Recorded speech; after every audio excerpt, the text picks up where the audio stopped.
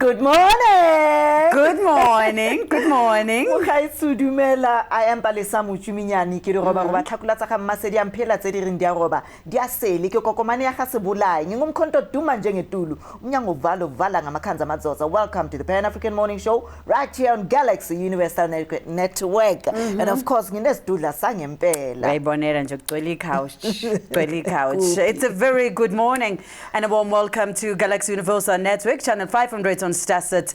And this is Pan African Morning. Igama lami ke ngusisando nomusa kwaqwaba intombazane yakuphansi komhlabeli ngani ufune ngiphuza ngiphuzukelekele kanti inkomo zakithi ngayishiya zidla phansi emahlathini asekubandeni kanti ke zona ziphuze ebhudlweni umfulo ohamba ngeslow motion kwesikwazi biskoti kula ngizalwa khona ke singenileke sagaleleka satheleka. We are in the house broadcasting live of course from the Republic of South Africa in Midrand. This is where we are, and of course if you are in the east, south, west and of course southern Africa, we're saying good morning to you and thank you for allowing us in your homes, in your bedrooms, in your kitchens, wherever you're watching us, and allowing us in your social media platforms, on your phones, on your computers, on your tablets, of course, wherever you are watching us, we're saying good morning. You could have been anywhere else, but you chose to be here with us, and we really appreciate your presence.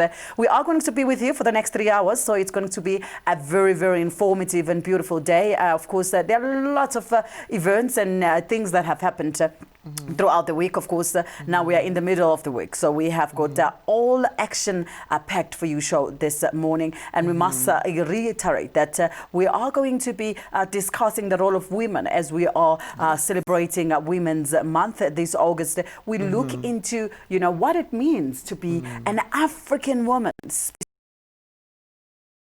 You know, because in the past, women has always been, you know, we have always been, you know, given specific positions on what we need to do. Your job is in the kitchen.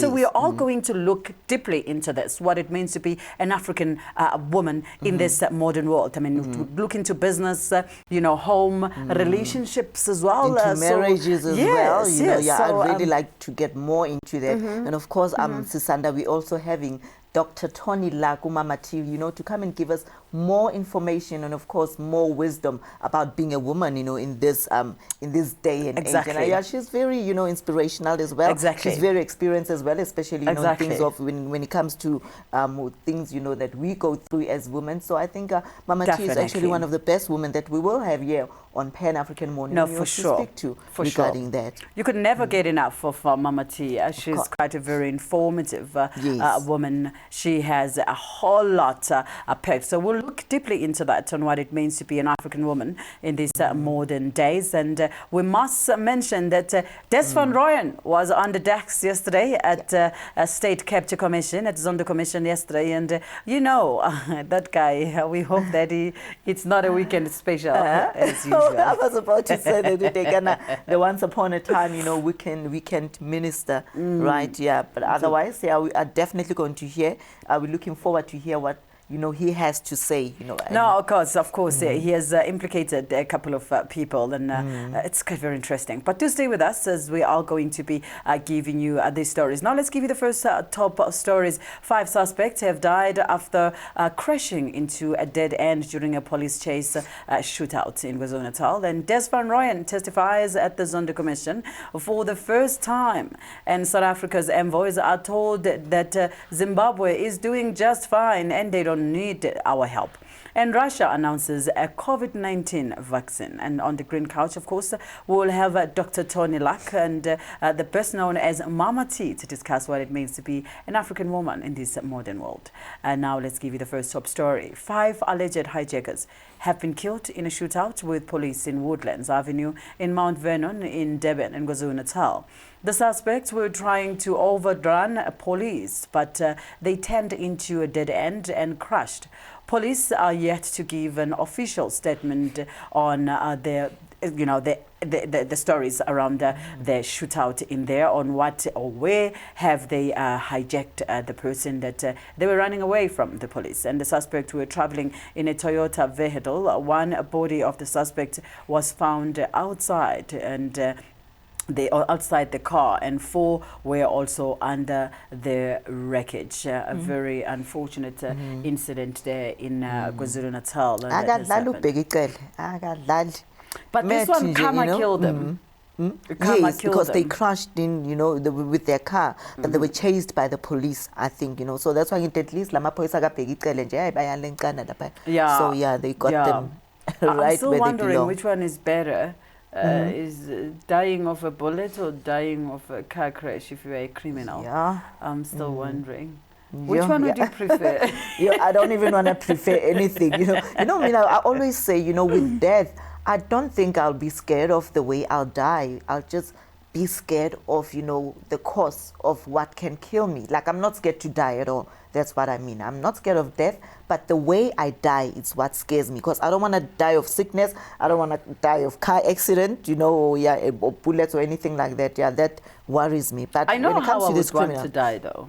In your sleep? No. How would you want to die then if you wouldn't want to die in with your the sleep? lion fighting. I want to die like a hero. Like die in your sleep. That's useless death.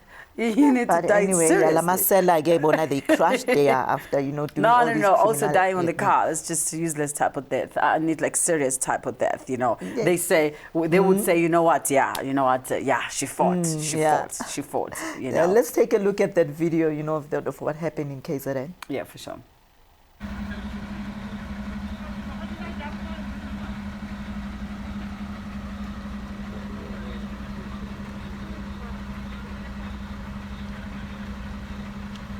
It is a type of a water resistant as a layer in water that is really evidence determinate. Daar is nou nog toets en goede vir. Hulle word nou nog opgesluit om te toets en kyk. As jy daar skuif hulle een liggaam, daar kan hulle een liggaam op. Ja. Karma plate was served right there. And former Finance Minister Des van Rooyen was on the hot seat yesterday at the inquiry into the state capture, and they said the allegation of the state capture and corruption against him were false, and he has made that they were made up by a former public protector, Thuli Madonsela, and the white-owned media, as well as the white monopoly capital. Van Rooyen further accused Madonsela of making findings against him without giving him an opportunity to answer. Let's have a look. Why, since the advent of our new democracy, the gap between the rich and the poor continued to increase to dangerous levels? Our revolutionary reconstruction and development plan policy framework, which was our policy framework, was abandoned, Chairperson, to pursue neoliberal policies that are not aimed at ensuring real structural changes to the racialized patterns of our economic ownership and control. The gap of poverty continues to widen, with the rich and privileged becoming more richer and more privileged. The poor continue to get poorer, and there is currently no hope for them. Even the revolutionary demands of our constitutions are not met, because this important legal instrument has been hijacked to largely entrench interests of white monopoly capital, instead of going down our own resolution that we took before. We might want to downplay this, Chairperson, because of the strong media influence on our perceptions. But the reality is that white capital, which created the apartheid era, was strong under it. It is enmeshed and it is entangled in our new democratic government system, and works with some among us, and works with established global financial market role players to continue with their exploitative wealth over-accumulation program at the expense of our own developmental priorities enshrined in our National Development Plan. It is important to underscore the fact that this evil alliance does not act alone. They have definitely selectively co-opted some among us. It is for this reason, Chairperson, that I support the call for the expansion of this commission terms of reference, because I think inter alia, this will accord this commission an opportunity to investigate the relationship of white capital with our new democratic state. Accommodating this definitely will shed some much needed light on a plethora of questions and perceptions about our democratic state and its relationship with private interest. Yeah, but one thing that I always ask myself about Des van Rooyen, he seemed to be a man that, that doesn't speak much. But now all of a sudden, bang, years later, then he comes out and he's, says things, and he just appears now on the state capture. I've always found him to be very quiet, especially when he was still under Zuma. He didn't say much, and even now when the speech that, or rather what he's reading there, I just feel like somebody or maybe a spokesperson or somebody just wrote that speech for him. I wonder if he really means it, because he doesn't say much, he doesn't come out much, even in the positions that he has held in before. He wasn't out there. Now all of a sudden now he comes out and he comes and reads whatever it is that he's reading on the state capture. I just, I don't know. What do you think about him? I mean, he's just one of those people that sometimes personalities can, put you in that position that people would think, you know what, Agakulum, that one. No. That's why I phoned. But when you touch those people, you're really, really going to find yourself in trouble, like serious trouble. They are those type of people.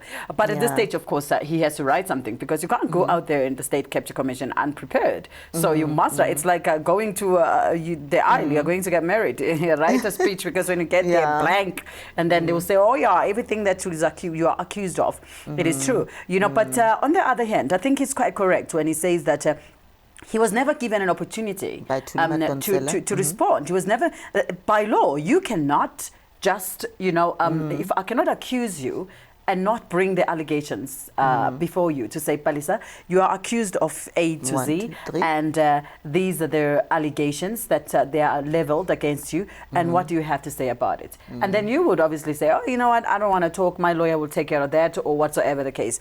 But I can't just take these allegations and then send them elsewhere and say, yeah, Palisa did this, and that. But Palisa doesn't even know. You will hear from the other side, which, oh, by the way, Sisanda laid, charges against you without you being... But he wasn't called in for a meeting or an interview. This is not how it has to go. So, but hearing that, I think he could have also come out and said, but this is what I hear you saying, or rather you accusing me of, Mr. Mama Tonsela. This is what I have to say, in response. Legally it's not his responsibility. The accuser has the honest lies with the accuser to say, listen, these are the accusations, and not actually the accuser per se, but the person receiving. So Tulima Tonsela, if somebody is coming to report to Tulima Tonsela and say, Tulima Tonsela, this is my problem with Des van Rooyen, it is the public protector's responsibility to then consult the person and say, listen, there are allegations here, or there is a case that has been opened against you that needs to be investigated.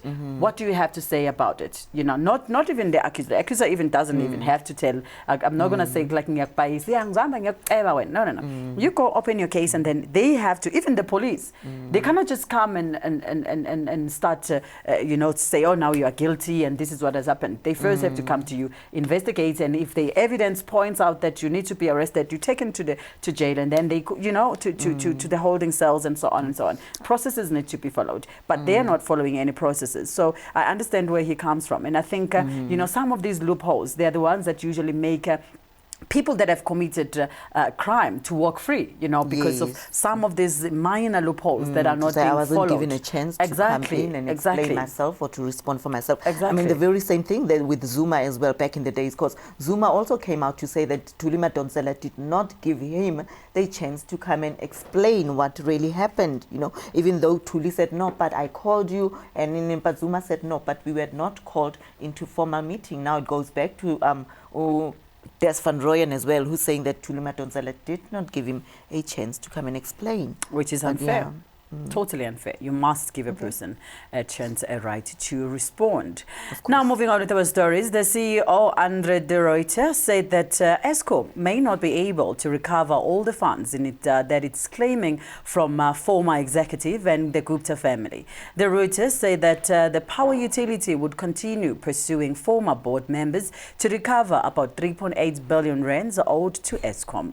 Last week, the Special Investigating Units and Eskom approached the Pretoria High Court seeking to recover funds from former board members and officials. They are accused of diverting more than 3 billion rands from Eskom to help Gupta family to acquire Optimum Coal, which supplied the Hendrina power station. That one, Palisa, they must just go fly. Never. But remember when we spoke to Machila Koko, the last time in our interview, and we were asking him, about these tenders that they'd given out, especially to the Gupta family. Machila Koko specifically said, the reason why they gave the Gupta family, or rather, their business, it was because they actually charged less when it came to coal. And with Eskom, with the previous suppliers, they were charging them extremely high costs for the coal. And the Gupta family were the only ones that gave in, a very low quote, for But then coal. it was later. And now they're being blamed for that, for giving out, to those that actually quoted less. I don't know about it. It was later discovered that the quality of coal that the Gupta family was supplying, or let's not say Gupta family, but the Gupta-owned companies were supplying, it was not up to standard. So it did not meet the quality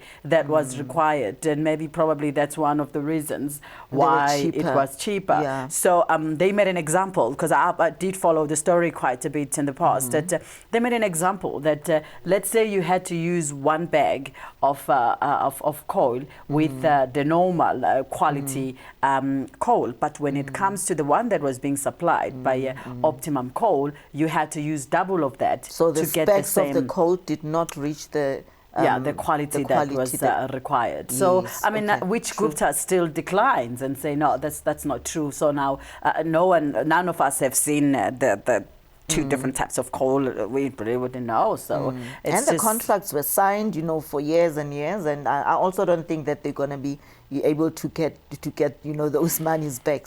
Well, they are saying they're never going to get it. And, Koko Machela did say the last time when he was speaking to us that, no, it's not possible. That they will get that money back. They failed to retrieve it in the past, and they will not retrieve it now. So they lost. The money is gone. Taxpayers' money is gone, and they will never be able to retrieve it. So these are the prices that they need to pay, unfortunately. Moving on with our stories, while thousands of workers at Edgar's and Jet could end up without jobs, the two business rescue practitioners of their parent company, Edcon, had received massive pay hikes. One of them, Pierre Mazden, is handling his part of business rescue of one of South Africa's oldest and biggest retailers from Canadian June Marsden, and the other business rescue practitioner, Lance Shapiro, requested an increase in their remuneration, backdated from 1,750 to 4,500 rands an hour. And they also asked that the daily limit on their billing be increased from 25,000 to 45,000 rand. Stakeholders in Edcon recently voted to allow them to pay hikes despite objections from the South African Clothing Commercial and Allied Workers Union. Edcon was placed into business rescue in April, and agreement have been reached to sell parts of Edgar's and Jet to buyers. The Foschini Group has offered about 480 million rands to buy a minimum of about 371 commercially viable Jet stores, while another clothing retailer, Retailability, which owns the legit chain, has agreed to buy an unspecified minimum number of profitable Edgar's stores. More than 100 Jet stores could be closed, and dozens of Edgar's stores are also expected to shut down, which could together affect thousands and thousands of jobs in the Republic of South Africa. It's something very disturbing in there to hear that these big guns, they are continuing to want to earn a lot of money. Now imagine, this guy is wanting to earn 4,500 rands per hour. I'm sure that these workers that works at the till or whatever, they don't get up to 5,000 rand per month. Like, are you all right in your head, or something is somehow... And there are people approving this thing. The company is going under business rescue. The company is that a lot of retail stores are shutting down due to the fact that the company cannot afford to continue running. But at the very same time, you find it important that, oh no, we might as well just increase, our own salaries. That is greed and a lack of, remorse for other people that dedicate their lives on daily basis, working and trying to make it work. And then you sit there and want to earn all this money. Hence I'm saying that, the rich are getting richer and the poor are getting poorer. They're still enriching themselves, with all these big hiked up salaries. But the ones that are making these companies to go up and to those that wake up every morning to serve their companies are the ones, that are still getting poorer and poorer. So at the end of the day, it is the workers that are still suffering. It is the workers, the employed, that are losing their jobs. And on a daily basis. It's sad. It's actually very, very sad. On that note, let us take a very short commercial break. When we're coming back, we've got more news and updates for you right here on Pan African Morning. Please do stay with us. And since it's Women's Month, I still want to say, Sisanda, you're looking beautiful. Just like you are, attire. I didn't even know if it was Setswana. I was like, oh, what is it? Get it. Let's go. Thank you so much, my love. Thank you. Let's go to the break.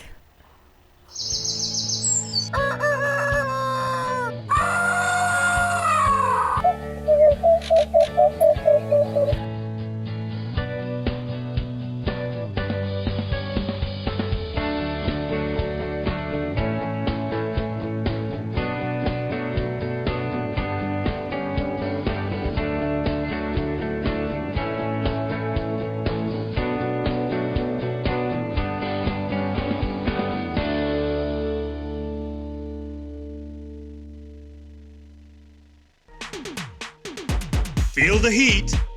You said you love me. I do. Sure. Yeah. Leave my house and you go. Oh, no, you don't. Get out of my way. Get out. That is an abomination. Oh, the love you promised me. Do you have a boyfriend? Yeah? Feel the excitement. You don't know how I've been longing for this. Feel the heat with StarSat. Feel the heat.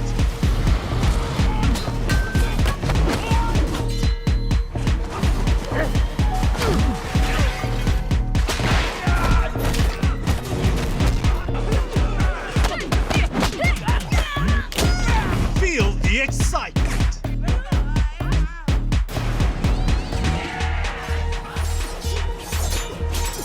Feel the heat with StarSat. China's saying that the latest outbreak is under control. Feel the heat. The cabinet has decided to ease restrictions on certain other economic activities. I don't want to be a white person who sits by and does nothing, so that's why I'm here today. Feel the excitement. We are here to unite, because what we are fighting for is to stop institutional racism. Feel the heat with StarSat.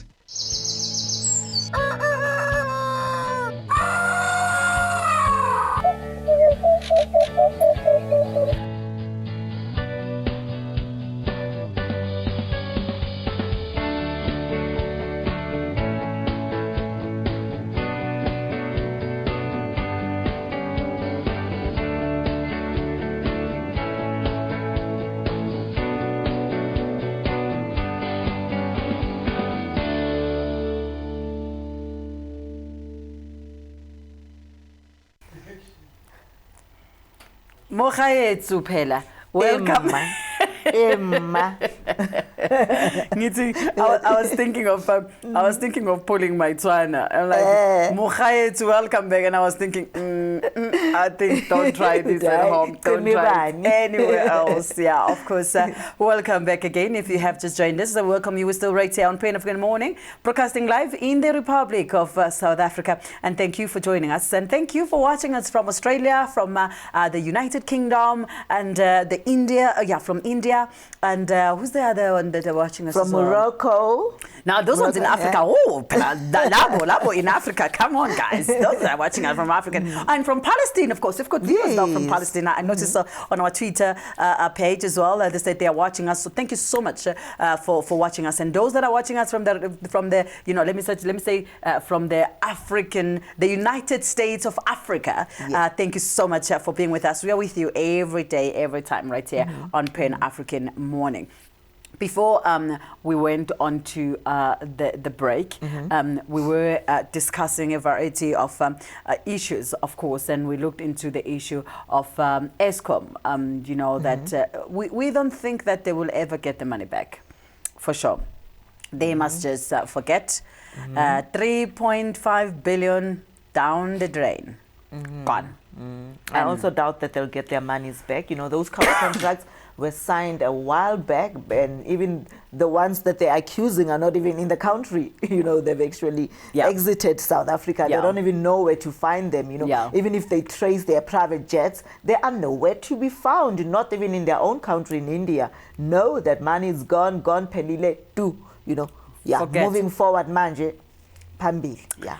But I don't understand, why are they now, you know, also now accusing the people that were leading, you know, in Eskom, Abo Brian Mulefe and Abo Machila Koko. Was it because, you know, they were the ones that signed these contracts? Why are they not going after the companies themselves that were given these contracts? Yeah, of course, those companies did not just get those contracts. There were some people behind that were in leadership positions, and they were the ones that they were responsible and entrusted with taking these decisions, making sure that these contracts are given to the right people at the right time, doing right service delivery. That's what it needs to be as a leadership. So nobody can just come in and sign, you know, paperwork out of the blue in your absentia, and you don't have anything to do about that. So that's one of the problems that we're facing.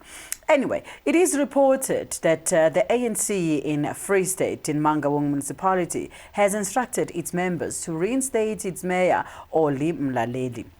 On Friday, the opposition in the municipality celebrated the outcome of the secret ballot sponsored by Freedom Front Plus, which saw ANC councillors support the vote to remove the embattled mayor. The ANC over the weekend had a series of meetings regarding the situation in Mangaung Council and had resolved that the tax team be set up. It will include the ANC Provincial Secretary Paseka Mnompondo and the MEC of Free State Department of Cooperative Governance and Traditional Affairs, Tembe Ningangisa, among others. And when we look into other stories, the Congress of the South African Trade Union, COSATU, says that it supports calls to lift the ban on the sale of alcohol, provided the regulations ensuring responsible drinking were implemented.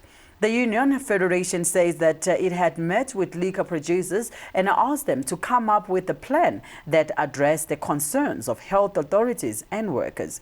The plan is expected to be able to be tabled for consideration at the National Economic Development and Labour Council this week. COSATU spokesperson Suze Pamela said that the liquor industry should secure support from the Department of Health, among other social partners. Something that I think it will not work. It won't work. You cannot say that, you are going to make sure that you implement responsible drinking measures. For a drunk person, there is no measure. Like, no. Yeah. There is no measure for a drunk person. Once you're drunk, you're drunk. You don't think of anything else. You want to sit and relax and just, take a nap, but otherwise, What? Maybe you, others know. I wouldn't know much because I don't drink, but I guess, it is what it is. Sit and take a nap. That sounds very familiar. No, you don't. People, when they're drunk, Palisa, they want to dive. They want to dance. They don't want to sleep? Sleep? Yes, just to, sober off and just, take a I don't know. No. If people were drinking to sleep, then they would not have nightclubs. They will drink at hotels when they finish drinking this. When you drink, you need to be, in action, and I think which is the whole idea of drinking alcohol, for them to just keep themselves happy, bring that happy mood and stuff like that. So, but I don't drink, but I get happy. I mean, like even with a group of my friends, they always say that they drink and then I get drunk. But why can't people just be happy without, just drinking and taking alcohol? I don't understand that. But I guess it goes with personalities. No, that's for sure. That's for sure. It is something that I don't think it will happen, and I think the union there is straying a little bit too far from what they could catch. I mean, it is not possible that you can control drunk people. Drunk people are uncontrollable, so just forget about it. It's just not going to happen, and we must just accept the fact that until maybe end of September, there won't be no alcohol because COVID-19 will still be strong in South Africa. Anyway, Susanda, I just want to read, just one more important comment about what, you were reading earlier on, the story of Des van Rooyen. And I'm glad that, our viewers out there are commenting, they're sending messages. Yes. And they are part of this show. No, and for sure. one important one here, okay, we've got our usual one, Shadrach was saying, good morning, ladies. And, she's saying that, good morning, Women's Month, morning to you. Hopefully you're all well and much love. But then this important one comes from Usizwe Zulu. And Sizwe is responding to what you were reading about, the comment that we were reading to you for Des van Rooyen. And Sizwe says, the state capture is based on the Guptas here in Mzansi. When the Guptas supplied Eskom with coal, load shedding was minimized. And so the quality of the coal did not matter or does not matter when it came to supplying electricity. And just like Des van Rooyen said that Zondo, or rather she's saying that Des van Rooyen said to DJ Zondo that they should look into white monopoly capital as well. It seems as if the white monopoly capital do as they please, and that makes it suspicious to us if they do. And all right, she says that if they do or are not in control of the institutions, which seems to hide the debt in every way possible. So basically she's saying that, the white monopoly capital do as they please. And now when I think Sizwe is quite right. He's quite correct with what he's saying, that in terms of load shedding at that time, because we didn't have much as we are having right now. And as I said earlier, that we cannot sit here and confirm that the allegations regarding the quality of the coal were genuine, So we really wouldn't know. But what we know is that we did not have so much blackouts, load shedding. Yes. No, we didn't. So clearly the quality of the coal didn't really matter. It doesn't really matter, because at the end of the day, with that quality or those specs or not, there was no load shedding. Load shedding was minimized, in South Africa. So it is quite very unfortunate, though, that sometimes we just take the news that we hear flying around, and I think there must be maybe if we could do like proper journalism in going into those places when people that we are reporting about this to say the quality is not the same, instead of just us taking what they say. Okay, no, the quality is not the same. Okay, now it's not the same. Just go in there and say, okay, give us this one and give us this one. Let's go and get them tested together and see where the difference is, so that we can report, something that is true, that is tested, that is confirmed, instead of just taking what they say. Because right now it is out there that the Guptas supplied a low quality coal, but who was there to prove that, Exactly. But what we know is that the COVID, not the COVID, the load shedding wasn't as much during that period. Either the coal was low quality or it wasn't. That is yet to be proven. But we still do not condone the fact that, the Guptas came in and took all contracts from all, like South African suppliers did not have an opportunity to do the job at that time. So they did not also do us better in our country, because they closed opportunities for other people, because they were collecting even the smallest contract. But then if it's the Guptas that was monopolizing, that system, it was fine. But then for the white monopoly capital to come in, with their very higher prices, nobody was saying anything. Nobody was saying that the white monopoly capital were looting and stuff. But then when it was the Guptas that came at a lesser price, then they started complaining. But yes, it's true. I also agree with you when you're saying that it wasn't right for the Guptas to be given all the contracts as well, because other companies as well were supposed to be given the contracts, but not only the Guptas. That's why they were labeled as the looters, of the problem is that in this world, if you do not have the economy and the media by your side, you really cannot rule. There are two things that rules in this, actually not even two, just three. You need economy, political power, and the media by your side. you are going to be the biggest thing that has ever happened, because the media is the one that drives the narrative. So Yes. it is the one that sends the message to the people. What people consume, it's what they get from the media. So unfortunately, the so-called white monopoly capital, they are the owners of many of the mainstream media platforms. Yes. We just created Galaxy about a couple of months back. So the people that at the time were running with the narrative, it was only one-sided story. Nobody could hear another side of the story. Yes. These platforms here did not exist at that time. So it is unfortunate that people, they are out there, they were fed incorrect information up to this date. They believe what they were told, because there are people that are, of course, driving the narrative, and they own those media platforms. So they say what they want, they broadcast what they want, they tell, according to them, they are the ones that give what is true and what is not true. So unfortunately, it's one of those things. But moving on with our stories, President Cyril Ramaphosa's envoy sent to hold talks with both the government and the opposition parties has been dealt with a major blow after they were told that Zimbabwe has no crisis. Media reports indicate that Sydney Mufumadi, Baleka Mbete, and Gwako Ramatlodi were hosted to a tea briefing by Zimbabwean President Emmerson Mnangagwa, and where they were then told that there was no crisis in Zimbabwe, and hence there was no need for them to meet the opposition parties or civil society. Our very own Audrey Chimwanda sat with Tendai Biti of the MDC vice president last night, and he actually made quite very strong messages to say it was actually not understandable. Why was the Zimbabwean president saying that there are no crises in Zimbabwe? Well, there is a big movement that clearly says that, you know, they must go through this. They must, they're saying Zimbabwean lives matter.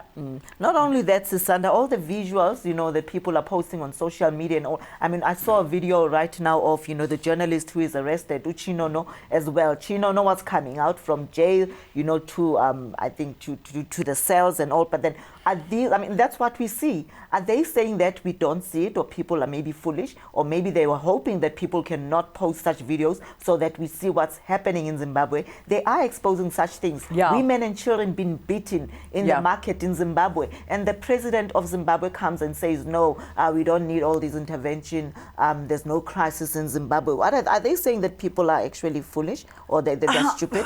It beats me. Really, what is it that we are know. seeing, you know, in these visuals and all these videos, that he is coming as a president to say, no, there's no crisis? Yeah, he says there's no need for them to meet civil rights representative. There's no need for them to, you know, to speak with the opposition parties and Basically, stuff like that. he's stopping them from meeting the opposition parties. For sure. I mean, why can't he not just say, okay, according to me, there are no crisis, but we can call them to come and confirm? Exactly. Why don't you do that? Transparency. Yeah. So yeah, let's call them. Let's call the opposition. Let's call the civil society rights activists, you know, groups, and let them come and sit on the table and let us discuss this. You take our envoy to go to Zimbabwe, and when they get there, you tell them, no, we are all good. There is no problem here at all. There's something that they're definitely hiding, that they don't want the world to know or to see. Hence, they are beating all these people, you know, that are exposing what is happening in Zimbabwe. Yeah. I mean, Mnangagwa has everything to hide, Palisa.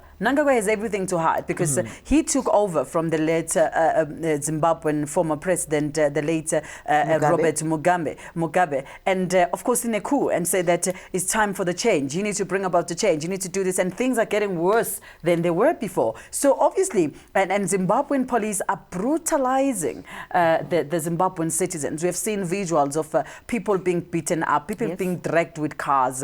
You know, I mean, the author was also arrested, and some people were missing up to this day. Women who were, there's 2 women as well. I think they were journalists. They were also kidnapped, and they are saying that they were raped, and you know, so we also saw a video of that. So at least because the videos are out there, I think that the president of Zimbabwe and its government should actually respond then to those videos that people are seeing that are out there. If he doesn't want, you know, our delegation in South Africa to come and meet, you know, the opposition parties, at least can they give us a response on what is happening with those videos that we have seen in Zimbabwe. He can't account to that, definitely not. So let us take a very short break. When we come back, we've got more news and updates for you right here on Pan African Morning. Stay with us.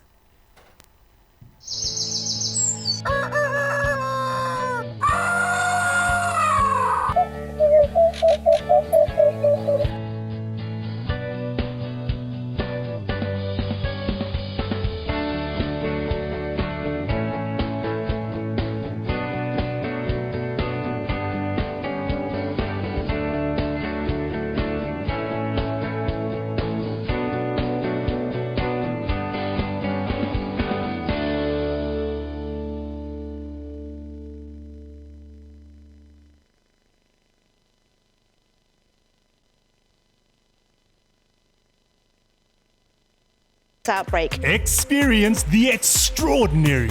Tremendous waste and tremendous fraud. Mexico is, in fact, you will soon find out. It is a day to celebrate. We don't approve at all what's going on. Well, I don't know if it's necessarily unusual. Challenge your ordinary. Not only the government, the municipality here has had no plan. Experience the extraordinary with StarSat. Tech Talk brought to you by Tamani Technologies and Systems. Tamani Technologies and Systems takes leadership in fourth industrial revolution. The whole world is facing a transformation. The revolution will be developed into the following stages: digitization, cyber security, Internet of Things, managed services, document management, and business applications. We provide business transformation and ICT solutions with presence in 13 African countries and 2 European countries. We are your leading partner in integrated platform providers, innovation leaders, standalone products, and innovation pace setters. Tamani Technologies and Systems, delivering value across continents. God is so amazing. Feel the heat. The Bible says that through his death on the cross, we are now reconciled with our Father. Forgive and you shall be forgiven. So wherever God takes us, we're just excited about it. As a child of God, where you are, you must have an hour of prayer. Feel the excitement. In the name of Jesus, in the name of Jesus. I believe that God is working right now. Feel the heat with StarSat.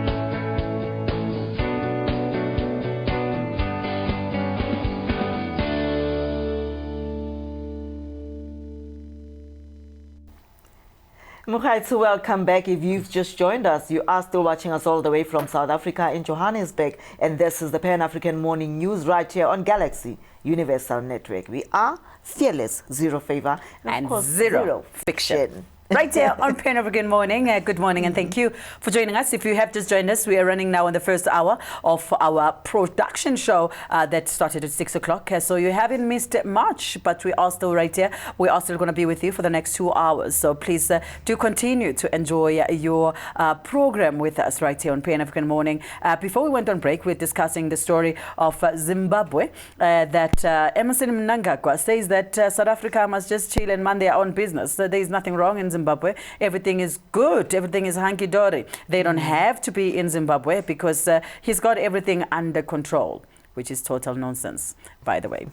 Moving on, meanwhile, corruption and the ongoing economic hardship 2 years into President Emmerson Mnangagwa's first term is said to be the reason Zimbabweans took to the street to protest, which resulted in the infringement of their rights and innocent protesters detained. Zimbabwe's government spokesperson Nick Mangwana on Tuesday denied the country was in crisis despite the recent clampdown on dissent that sparked international national outrage shed light on long-standing social and economic woes. President Mnangagwa defended the arrest of around 20 activists and opposition figures for peacefully protesting against government on the 31st of July. He further stated that the broken window theory indicates that if you let small crimes take place, then bigger crimes will happen. You will have to make sure that a broken window is repaired and the person who broke that window is arrested, he added. Amongst the demonstrators snatched from the streets were top Zimbabwean Rasta Tsitsi Dangaremba and Fadzai Mahere, a lawyer and a spokesperson for the main opposition party Movement for Democratic Change Alliance. Both were charged with inciting public violence and released on bail. Mnangagwa said that justice was blind to a person's social position and that laws applies too. Now when we move into other stories, Malawians took to the streets and in the capital, Bamako, on Tuesday, and despite the rainfall, from pleas from mediators to stay at home to demand the resignation of President Ibrahim Keita, Boubacar Keita, rather that is not in Malawi, rather it is in Mali. Protesters and the numbers in the low thousands of people assembled in the central square, blowing plastic vuvuzela horns and carrying placards bearing anti-government slogans. Other people carried umbrellas against the rain and touted signs asking the Prime Minister to resign too. A gathering marks the first time that in June 5 that movement has staged a protest since the 21st of June when the opposition group declared a temporary truce in a months-long push to topple Keita. Now, we are, of course, going to look into that story also. We are going to go into the story in Malawi. Yesterday, we looked into the story of, the citizens of Malawi, the ones that are trading in sex, said that they want the president to remove the lockdown restrictions for the church members, which gives us a question, which can't your customers are in church.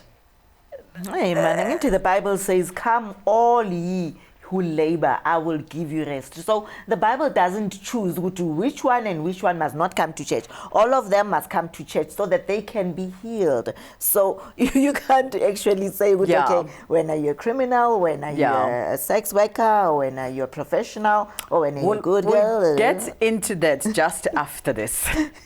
Thousands of Malians on Friday thronged the streets of the capital, Bamako, to demand the resignation of President Ibrahim Boubacar Keita. The massive response to the anti-government protest comes after a series of calls by opposition groups accusing the president of not addressing the country's latest resurgent opposition. Pressure is mounting on Keita over failure to contain the 2012 jihadist insurgency that killed thousands of soldiers and civilians. Ibrahim Boubacar Keita announced on Tuesday that he would hold talks on establishing a unity government. A move some critics say is an attempt to appease increasingly vocal opposition critics.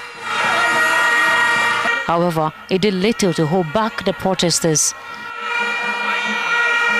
He thinks that after discussions at the rally, the demonstrators are going to be tired, but they won't be. God willing, we will continue until victory is achieved. From ECOWAS arrived in Bamako on Thursday. The delegation is calling for the establishment of a consent.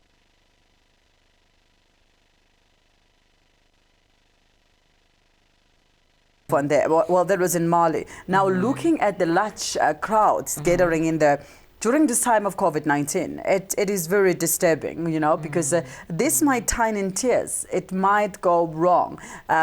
Look at the crowd is just, it makes you cringe understanding the situation right now, that it is the time of COVID-19 and people are gathering together like that. And a large number of them, they were not even wearing the mask. So or social distancing. No, you know, not there at was all. no social distancing at all. And like you said, a whole lot of them, you know, were not wearing masks, and it may not end well. It may not end well. Anyway, we were, before we went on break, of course, we were talking about the story of in Mali, rather in Malawi, where the sex workers are saying that, you know, they need the churches to open, not just only because they want to go to church, but also because, you know, now since the churches are closed, the customer and the business is not going well. No. No, it's just the fact that, you know, they're saying good. They also, you know, I mean, they're also human. They're also spiritual. They also want to go to church to pray, you know, to pray for their sins and whatever. But then at the end of the day, the Bible should not, or rather it doesn't, you know, discriminate against people coming to church. As I said still earlier on, meaning, come all ye who labor, I will give you rest. When Jesus Christ himself said so. So even, you know, when he was also, you know, on the well and he asked for water. Anyone can go to church. So even the sex workers should be allowed to go to church, just to go that spiritual upliftment. So yeah. Oh yeah. So are you referring to the reported woman that was, of course, a sex worker or having too many boyfriends that Jesus reportedly met at the well? Is that the one you're talking about? The one that the woman was met by Jesus in the well. That refused to give Jesus Christ water. Yeah, she wanted Jesus to be her boyfriend, and Jesus didn't like it. That's not in the Bible. That is not quoted in the Bible. That is other people's quotations and your quotations. Guys! But at the end of the day, we know the woman refused to give Jesus Christ water. So now the same thing that is happening there, you know, when the sex workers are complaining, the churches should be open. I don't know what they want in church, because they want customers, of course. They want customers. Guys, customers you don't, from who? From you guys don't, I don't know how you interpret the Bible, but what I read, it specifically say that this woman, when Jesus asked, where is your man? She said that, oh no, I don't have a man. I think she said because she wanted Jesus to be her boyfriend, because she was claiming that, oh no, I don't have a man, I'm single, you know, trying to seduce Jesus. And she's like, oh no, I know all that thing. You have too many, that's why you can't claim one. Right? Yes. So yeah, basically she was trying to hit on Jesus, and Jesus didn't like the thing. So but why is it always women who are hitting on Jesus? Why did Jesus himself ask her for water? What is it that Jesus Christ saw in her? No, let's go to no, I'm telling you the truth, Susanna. No, listen to this, and people can actually comment. And the comment here is that everything is on women. The woman did this, the woman did that, the woman. Even now, you know, up to this stage in the 21st century, we're all blaming women. Yeah, so and I'm glad it's Women's Month, so that we can bring in Mama T and discuss this thing. Why are we always blaming the woman when it's Jesus Christ himself that went to the woman and asked for water? But he wanted to drink water. Is it a crime to ask for water? Is it a crime to say to Jesus Christ, hey, no, this is my water. This is my water. I'm just saying. I'm just why saying. Are you closing your Let's just have an open discussion. Let's just open discussion. You know, it's always the women who are blamed. It's always the women who are this. It's always guys. And it was a woman that was stoned. It was a woman that was stoned, not the guy. So this means women abuse has been existing way back before Christ and stuff like that. Yeah. But I mean, Jesus came and said to other one. There was another one that he said that he doesn't condemn anybody. So they were busy trying to kill the woman, to say, oh yeah, she slept with men. Exactly my question. She didn't sleep with herself. She slept with a man. And now she was being punished and killed to have committed adultery. But why don't you kill the man that did the same thing? No, we've been subjected to abuse way back. You know, there's also, you know, just talking about these Bible stories and all, you know, there's also one thing that actually puzzles me every time, you know, I look at a picture of, you know, when Jesus Christ was, I think, offering, you know, what's this thing that we eat? Why am I, no, not tithe, man. Sacrament. Sacrament. Yeah. Yes, you know. The blood of Jesus and the bread. Yes, thank you, Sisanda, that one. Yes. There's a picture that is always there, or rather the painting where Jesus Christ is with his 12 disciples. And on that picture, as I was observing the picture, there seems to be one person there that's always standing out. I'm not sure why that painting is there, or it was rather painted like that, but there's a woman in those 12 disciples. Have you seen that, you know, the painting of Jesus Christ with his 12 disciples? How do you know? How do you know? It's that looks like a woman, and as far as I'm concerned, there should be 12 disciples, men there. You know what I mean? But there's a woman who's laying just next to Jesus Christ. It was Jesus' mom. Jesus' mother was not in those 12 disciples. Oh, it was Mary Magdalene. Was it Mary Magdalene? But why is was that Mary Magdalene in Pella? Because the way now she's lying on Jesus Christ. Yeah, yes, I remember she even apparently put some oil onto Jesus and massage his feet and... Yeah, in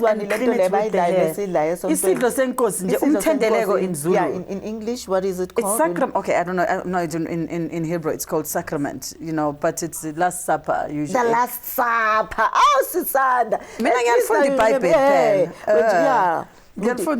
So, but then, you know, the funny thing is that, you know, other people, you know, are commenting to saying that was Jesus' girlfriend and Jesus, so, but otherwise it's just, you know, people saying. No, man, they can't say that. Jesus was a holy man. He didn't have no girlfriends. As far as I'm concerned, yes, but then why was that woman there next to Jesus Christ? Now let's just take a very short break. When we're coming back, we are going to be having Kondwani Nyamasawuka, our correspondent back in Malawi, giving us more details regarding the sex workers in Malawi that are demanding for the churches to open so that their business can go back to square one. Let's have a look.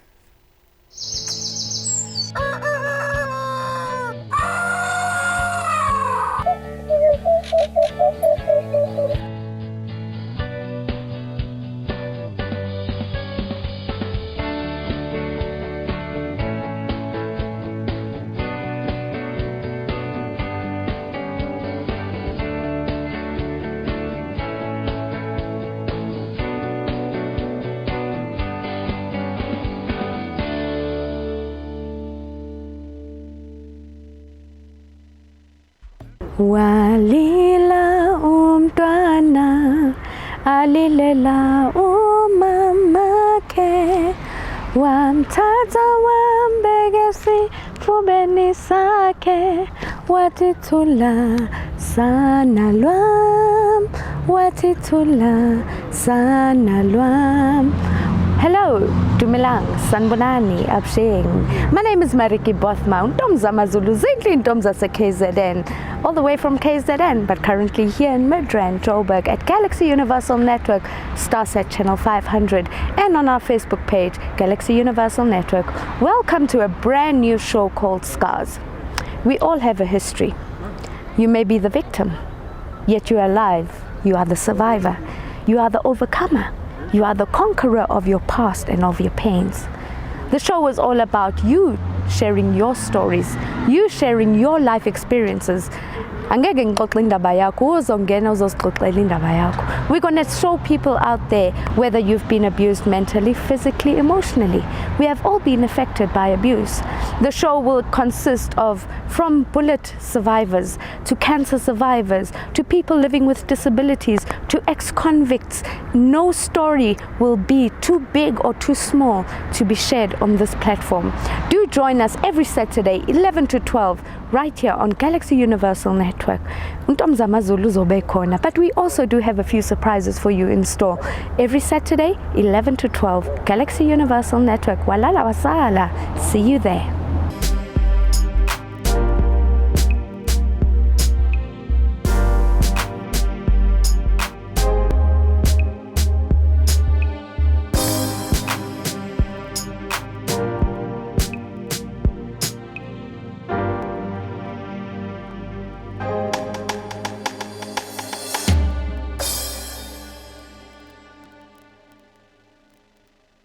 The coronavirus outbreak. Experience the extraordinary. Tremendous waste and tremendous fraud. Mexico is, in fact, you will soon find out. It is a day to celebrate. We don't approve at all what's going on. Well, I don't know if it's necessarily unusual. Challenge your ordinary. Not only the government, the municipality here has had no plan. Experience the extraordinary with StarSat.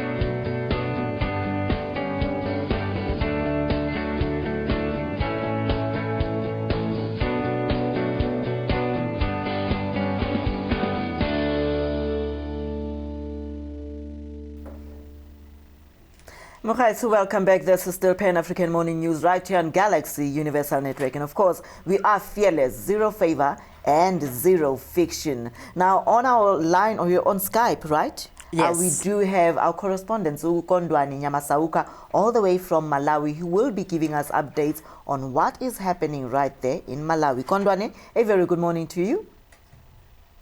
Yes, good morning, Sis Sanda, and how are you? We're very well, thank you. Kondwani, let us know what is happening in Malawi.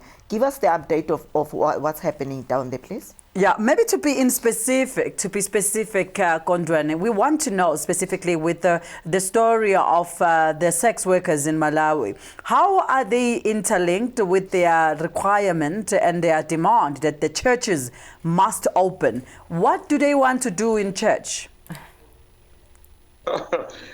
Yeah, ironically, indeed, the Sex Workers Association of Malawi demanding the government to reopen all the churches.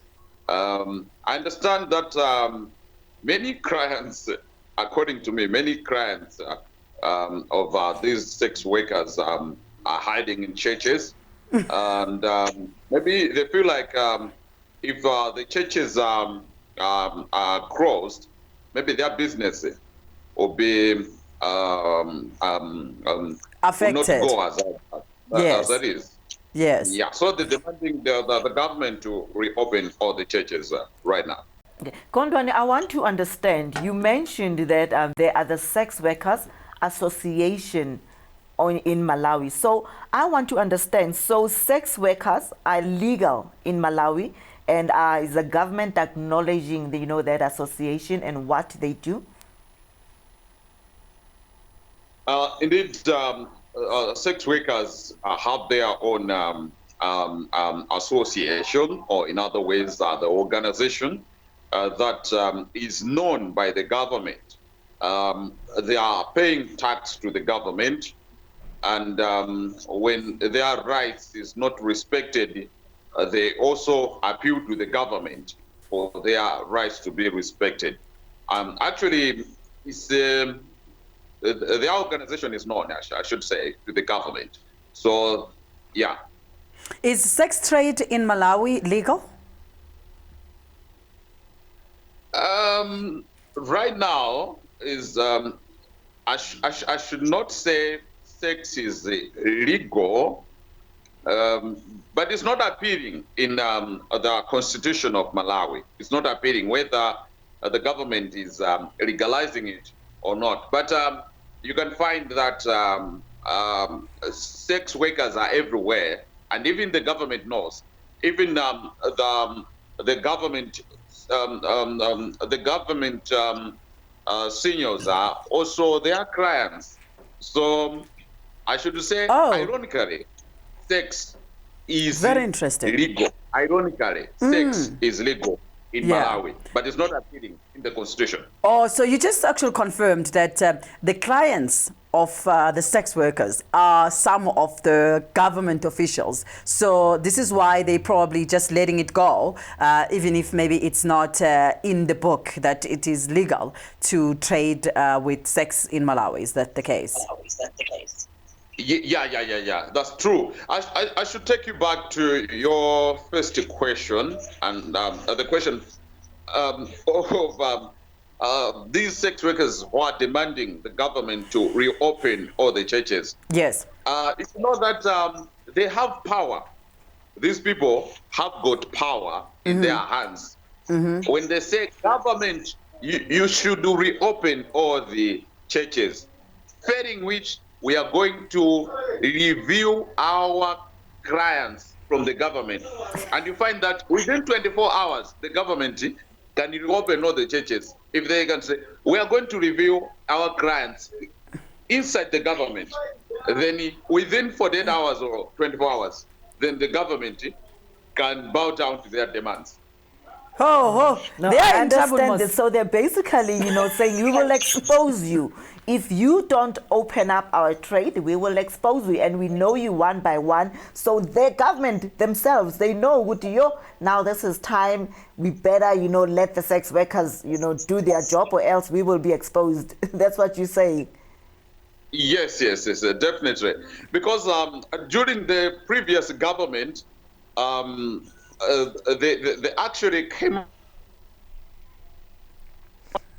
a certain law, I should say, a certain mandatory that banned the sex workers. Now, so leader of sex workers actually appealed to government. I'm talking about the previous government. Yeah. Appealed to the government and said, you need to remove this mandatory, failing which we are going to review our clients. And some of these clients are politicians, ministers. So we are going to review, and after revealing their names, we are going to post them on Facebook, and they'll go viral. Now, within 24 hours, the government reset their decision. And so is this wait? This was 1 second, Kondwani. So this was with the previous government, or it is now? Yes, right now. I understand that this is irony. They are using irony by saying the government, please, you need to reopen all the churches. You need to reopen now. You need to reopen all the churches, failing which we are going to protest against it. Then, ironically, the government understand what these people are saying. Yes. Because if they don't, they know the consequences of the consequences that will fall. They know for sure.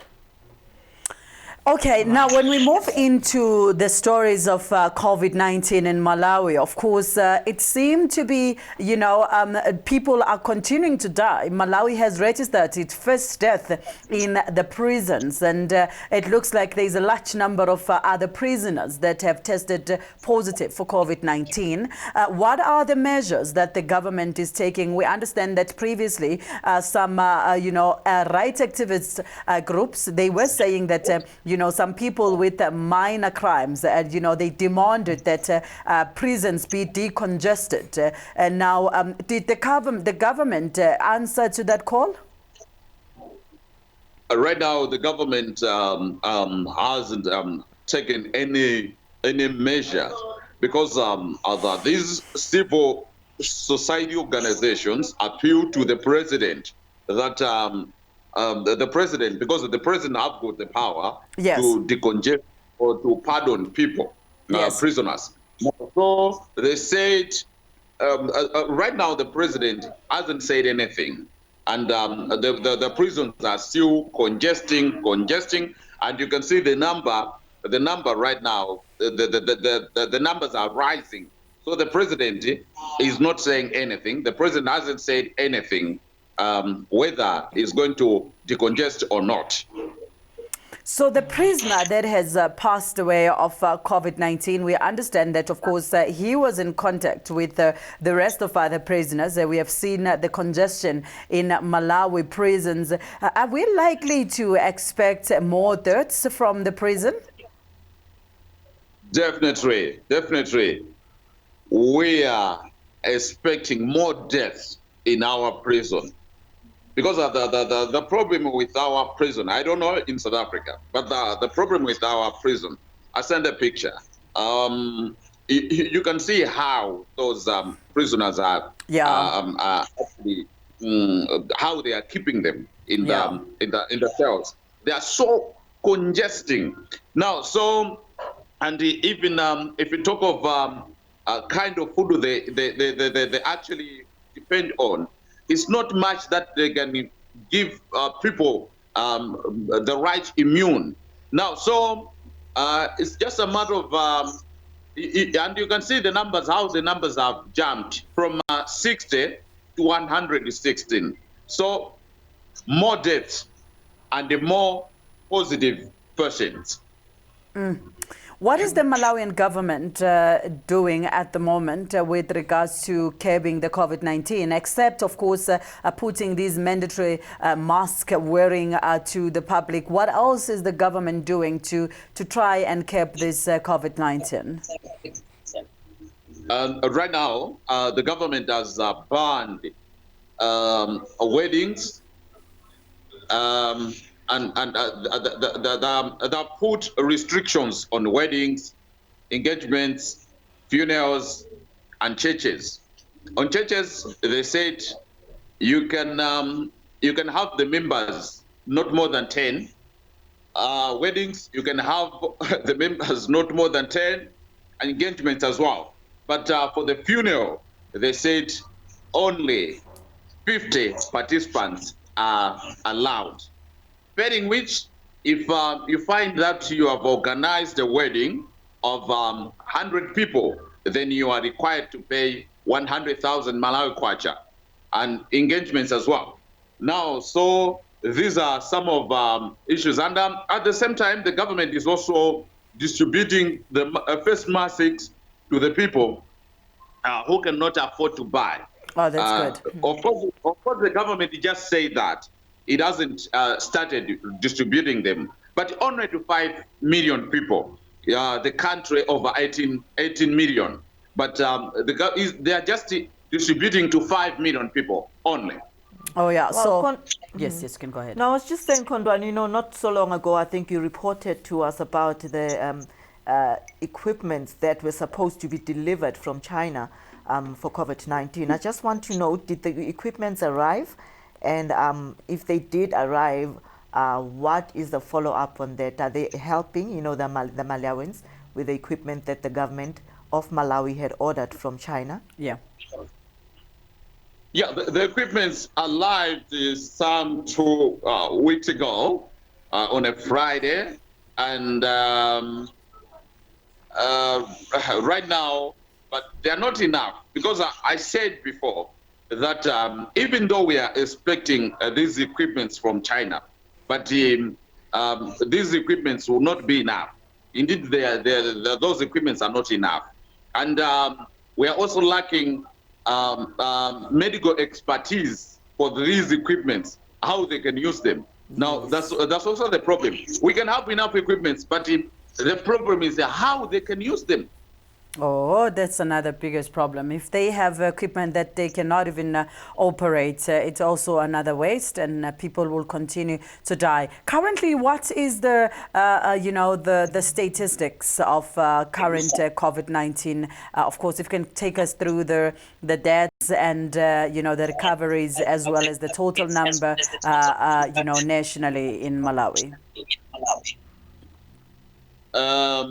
Indeed, right now we have 4,658 cases of COVID-19 in our country, Malawi. Deaths is at 146, and recovery is 2,375. That's the latest in as far as COVID-19 is concerned.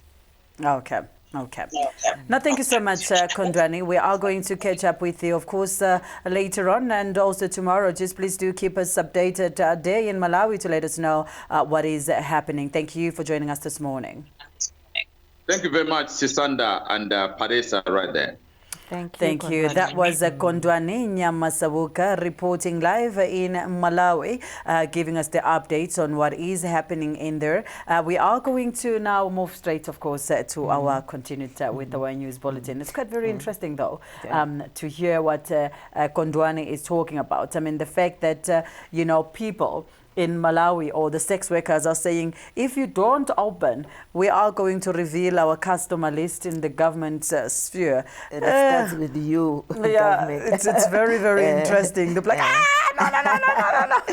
And on that lighter note, I just picked up something from Kondwani there, who also speaks like Susanda, because when I was asking Kondwani, if the equipment arrived in Malawi, and then Kondwani said, no, the equipment did arrive in Malawi. So, with when are you going to Helen?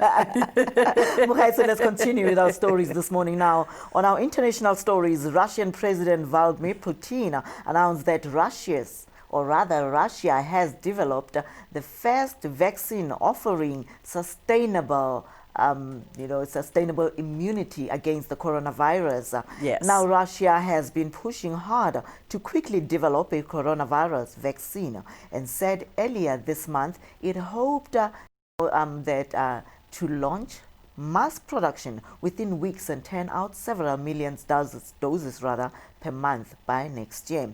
Now, the World Health Organization last week urged Russia to follow established guidelines and go through all the stages necessary to develop safe vaccine. Now, Putin further stated during the televised video conference that the virus is ready to be rolled out. And the Russian first citizen said one of his daughters had this vaccine, so he thinks that in this sense she took part in the experiment. Let's take a look at that video. Russian President Vladimir Putin is saying that his country is now the first in the world to approve a coronavirus vaccine, which is expected to be put into mass production by the end of the year. It hasn't completed clinical trials yet, but the vaccine is being hailed as a Sputnik moment by the country's sovereign wealth fund, Sputnik being the name of the first satellite ever blasted into orbit, which was also Russian. In fact, the vaccine, developed by Sistema conglomerate, is being marked as Sputnik 5 to foreign markets. The vaccine was granted regulatory approval after less than 2 months of human testing, a move hailed by Moscow as evidence of its scientific prowess. But only about 10% of clinical trials are successful, and some experts are concerned at the speed of its approval, who fear Moscow may be putting national prestige before safety. The vaccine still has to complete final trials, which require testing on thousands of participants. It is normally considered essential precursors to receive regulatory approval. The Moscow-based Association of Clinical Trials Organizations, a trade body representing the world's top drug makers in Russia, this week urged the health ministry to postpone approval until that final trial had been successfully completed. The pandemic has seen an unprecedented mobilization of funding and research to rush through a vaccine that can protect billions of people worldwide. Now, Vladimir announced that comes after the World Health Organization said the pandemic needs two fundamental actions to be beaten. First being that leaders must step up to take action, and the second is that citizens need to embrace key measures. Now, let's also take a look at that video as we continue. Every life lost matters. I know many of you are grieving and that this is a difficult moment for the world. But I want to be clear. There are green shoots of hope, and no matter where a country, a region, a city, or a town is, it's never too late to turn the outbreak around. There are two essential elements to addressing the pandemic effectively. Leaders must step up to take action, and citizens need to embrace new measures. Whether countries or regions have successfully eliminated the virus, suppressed transmission to a low level, or are still in the midst of a major outbreak, now is the time to do it all. Invest in the basics of public health, and we can save both lives and livelihoods. My message is crystal clear. Suppress the virus. If we suppress the virus effectively, we can safely open up societies. The World Health Organization has also spoken on who would get a vaccine first, should one be approved, and Dr. Tedros said that the world leaders would have to come to a general consensus to have the vaccine equally available for both the poor and the wealthy countries. Now let us also take a look at that video. Seen a lot of inequalities in our world magnified through this crisis. When a safe and effective vaccine is produced, who's at the front of the line to receive it and who's at the back of the line, and what role does WHO have in determining that? Yeah, I will start on that, and my colleagues will add.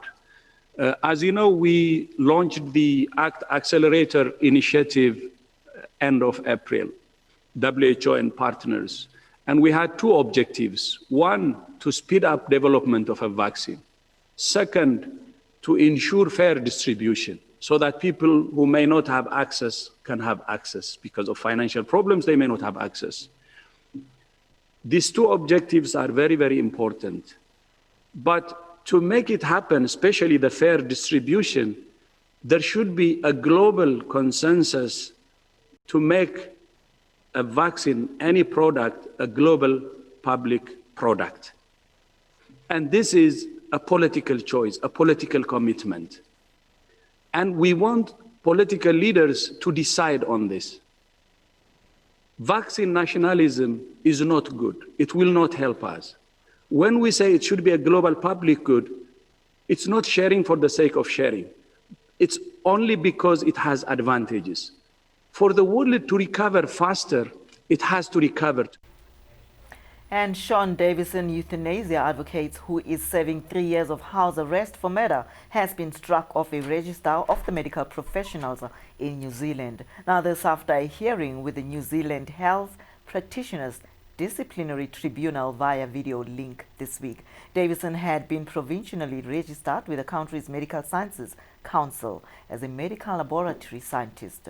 And in June last year, Davison pleaded guilty to the charges of assisting 3 people who wanted to end their lives. Mara angithi bathe bafuna ukufa manje. It's still one of those very contested debates as to if somebody says, I'm tired, I'm terminally ill, and you're a doctor and you can see that this person really, there is no way that this person can survive this, and you know, I really want to die, I want out, and what do you do? What do you do? You ask, maybe sometimes, okay, really, I'm really not sure, but I'm thinking if a person requests and say, listen, I'm sick, ready, I want to go, I'm in pain, and I'm ready to travel my last route in life, I might as well.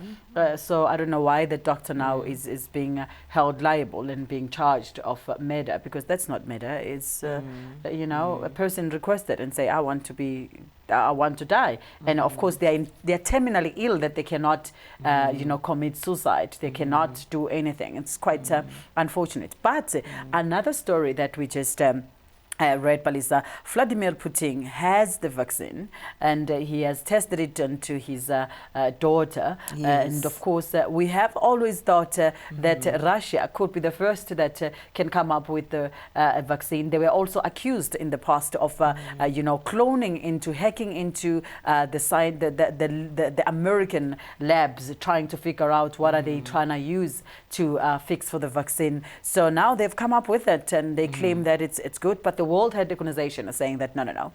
This vaccine that is being used, it is not good to be used at the moment, because not all stages have been followed. So you just don't know. But if it's ready, Putin, bring it. Yeah, you know. You know. But otherwise, Mukhai, so let us take a very short break. When we come back, we're still coming back with more news and updates. And of course, we are having Dr. Toni Mamati on the green couch, you know, to discuss matters of women. What is a woman in this 21st century? Stay tuned. Don't go away.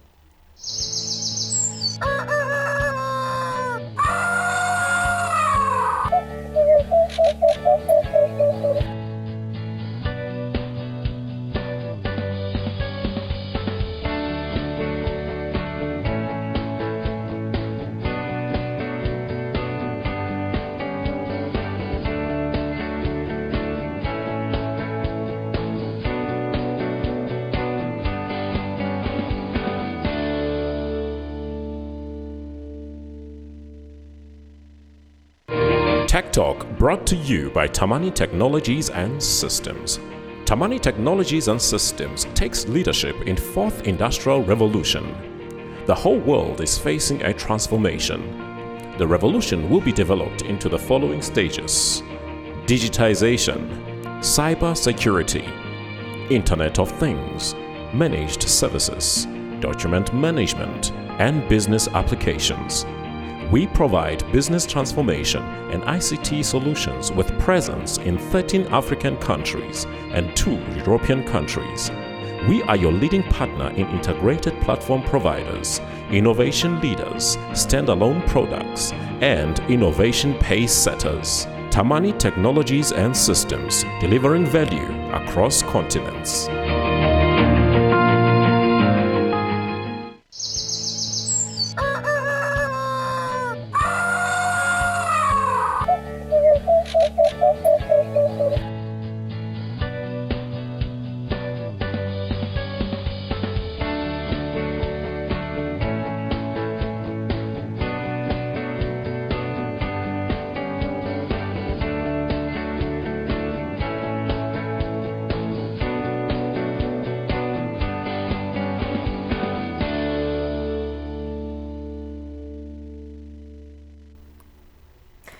Welcome back. Pan African Morning News right here on Galaxy Universal Network. And as we continue with our stories this morning, now Google's search engine wasn't turning up the result that users expected on Monday. Reports from Search Engine Land and Search Engine Journal first indicated that Google, the search giant, was impacted by a glitch that disrupted search results and mixed up page rankings.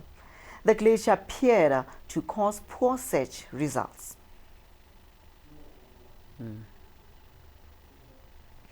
And on our other stories, now our former Communications Minister Faith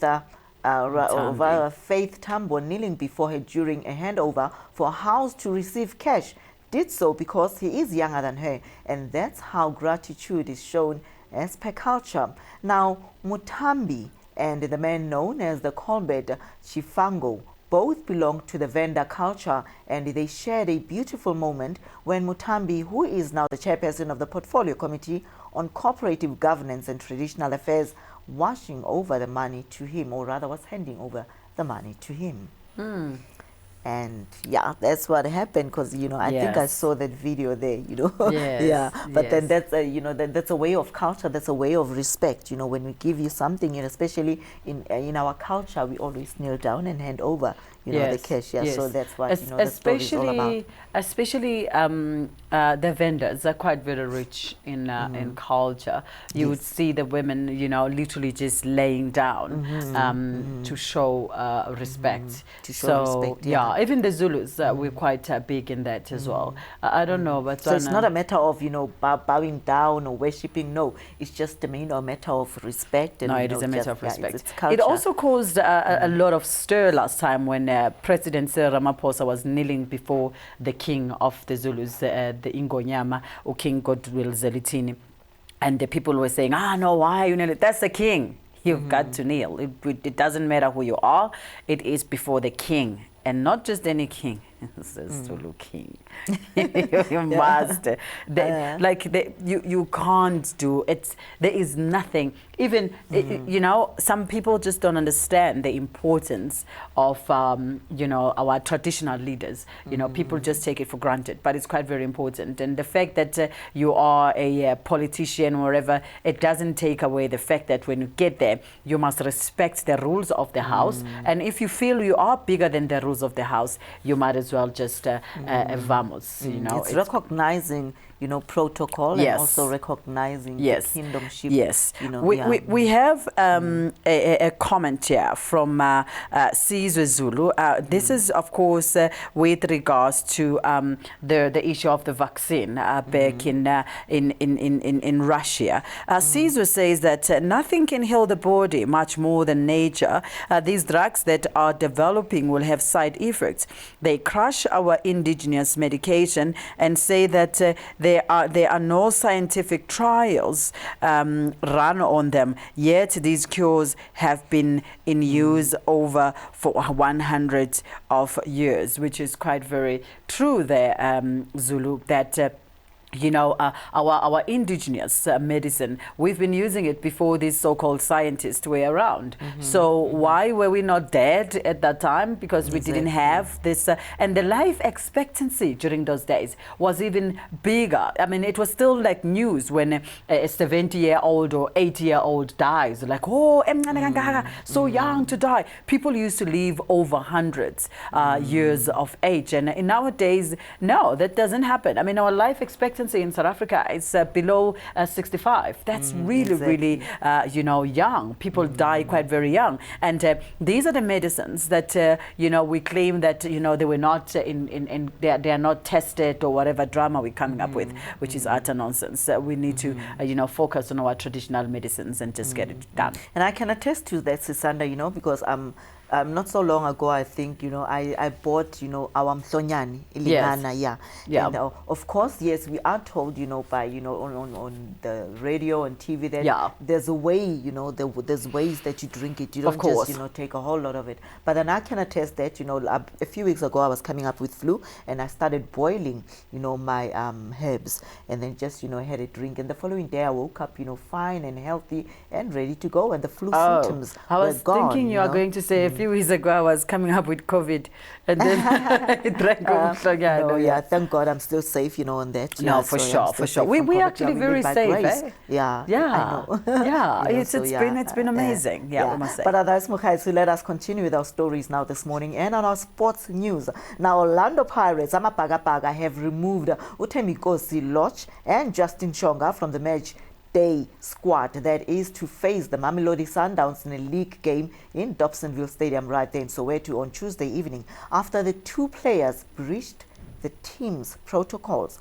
Now, the Bucks said that the two players would face a disciplinary process for their actions, and the actual offense that the two committed was not disclosed as yet. And they ended up drawing 1-1. Imagine, useless. You should have played the real football. Just wait tonight and see what's going to happen. What do you think is going to happen tonight, Of course, Kaizer Chiefs will score goals to show you that, you know, this is how we play football. I know. I will wake you up and say, watch tonight. You would see. You would see. You would see. Because really, this small, that game was really, like I was not even interested in watching, you know, because it was totally useless. Totally useless. I mean, why would you draw? Like, you need to show and score goals, man. How? That is totally useless. Susana does not agree with that, you know, with that scoring of goals. Yeah, they were equal, but otherwise. No, they didn't score anything. 0-0. That's a useless score. Yeah, okay. You know? And somebody is dreaming and saying it was too heavyweight. Which heavyweight when you're sitting at the bottom? At 0-0. No, man, that's not heavy enough. Something that is heavy goes up in there. You know what I'm saying? When you're talking of heavyweights, it needs to have luxury. It must have gold and stuff like that. Then you can say that. No, we're talking of heavyweights. Yeah, okay. But otherwise, let us continue with our sports news. Now, America's National Basketball Association, the NBA, announced that it has appointed Victor Williams as the new Africa CEO. Williams is known to top investment banker, and he will start on the 17th of August. Williams is currently head of the corporate and investment banking for African markets, excluding South Africa, of course, at Standard Bank. And the NBA announced that Williams will oversee the league's basketball and business development initiative in Africa. That's good. It's quite very well good. done to Mr. Williams right there. Yeah. And on our other stories, the Canterbury Crusaders are seeking cultural advice to repair the Super Rugby Etoniera trophy after it was damaged during their title triumph celebration. Now, the TVNZ said the trophy had suffered chips and dents to its base, with the mirror becoming dislodged and temporarily lost amid the celebration before the later being recovered. Now, Crusaders Chiefs Executive Colin Mansbridge confirmed on Tuesday that the trophy had become another casualty of the 10 times Super Rugby champions. made especially for the tournament. The trophy was to represent the coming together of the New Zealand's 5 Super Rugby teams following the disruption caused by the COVID-19 pandemic. Yeah. Now, though, that's what we had for you on our sports news right here on the Pan-African Morning News on Galaxy Universal Network. Now, to take you through to our headlines this morning, the suspects, or rather 5 suspects, died after crashing into a dead end during a police shootout in KwaZulu-Natal. And on our other headlines, Des Van Rooyen testified at the Zondo Commission for the first time yesterday. And on our other stories, again, the South Africa's envoys in Zimbabwe are told that, in Zimbabwe that they do not need intervention. And on our international stories, Russia announced a COVID-19 vaccine for the very first time. And of course, you know, after the break, we are going to be having an interview, or rather an inspirational talk with Dr. Toni Mama T to give us more information and, you know, to give us more lighting and wisdom on women in the 21st century. For now, Pan-African Morning News will be taking a very short break. Stay tuned. Don't go away. We still love you.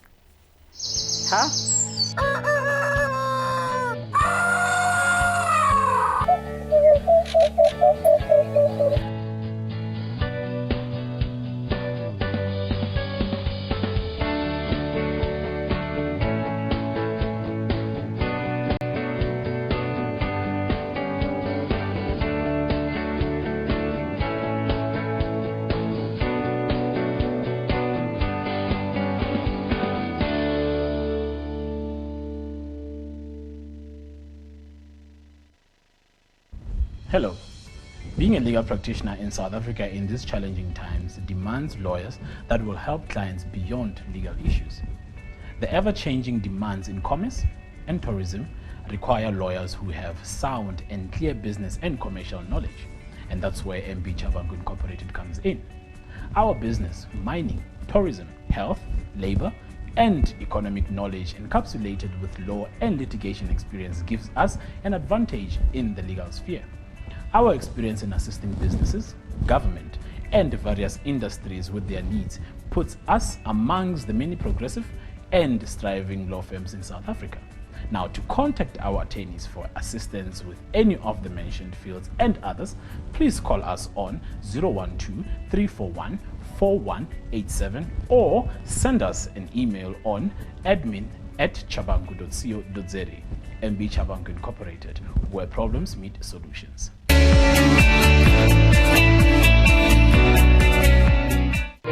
Tech Talk brought to you by Tamani Technologies and Systems. Tamani Technologies and Systems takes leadership in 4th Industrial Revolution.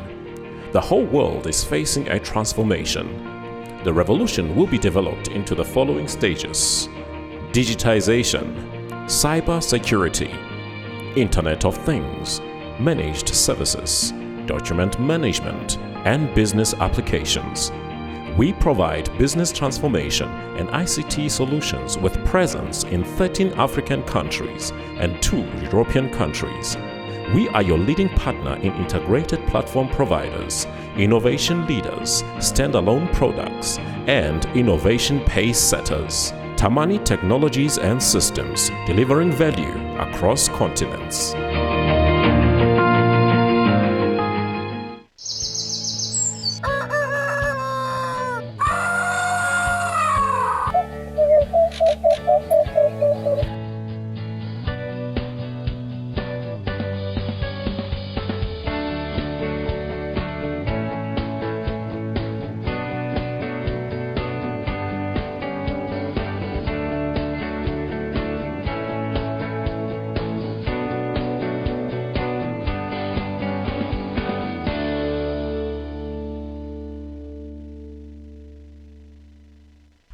Walila umntwana alilela umamake wamthatha wambeka esifubeni sakhe wathi thula sana lwam wathi thula sana lwam.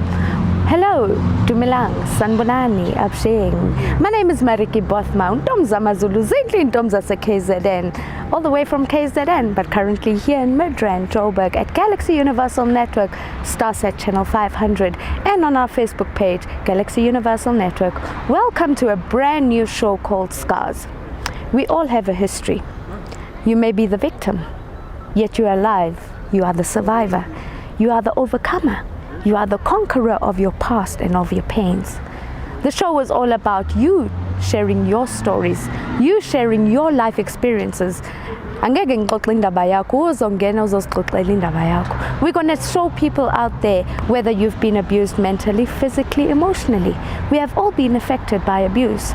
The show will consist of from bullet survivors to cancer survivors to people living with disabilities to ex-convicts. No story will be too big or too small to be shared on this platform.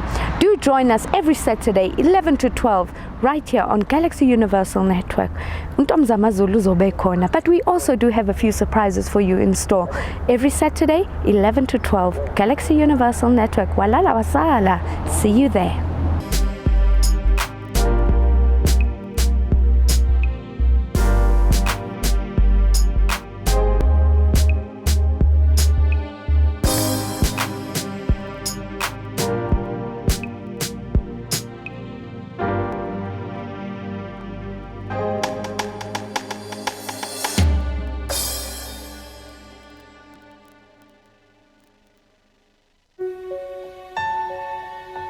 The day will come when these measures are no longer needed.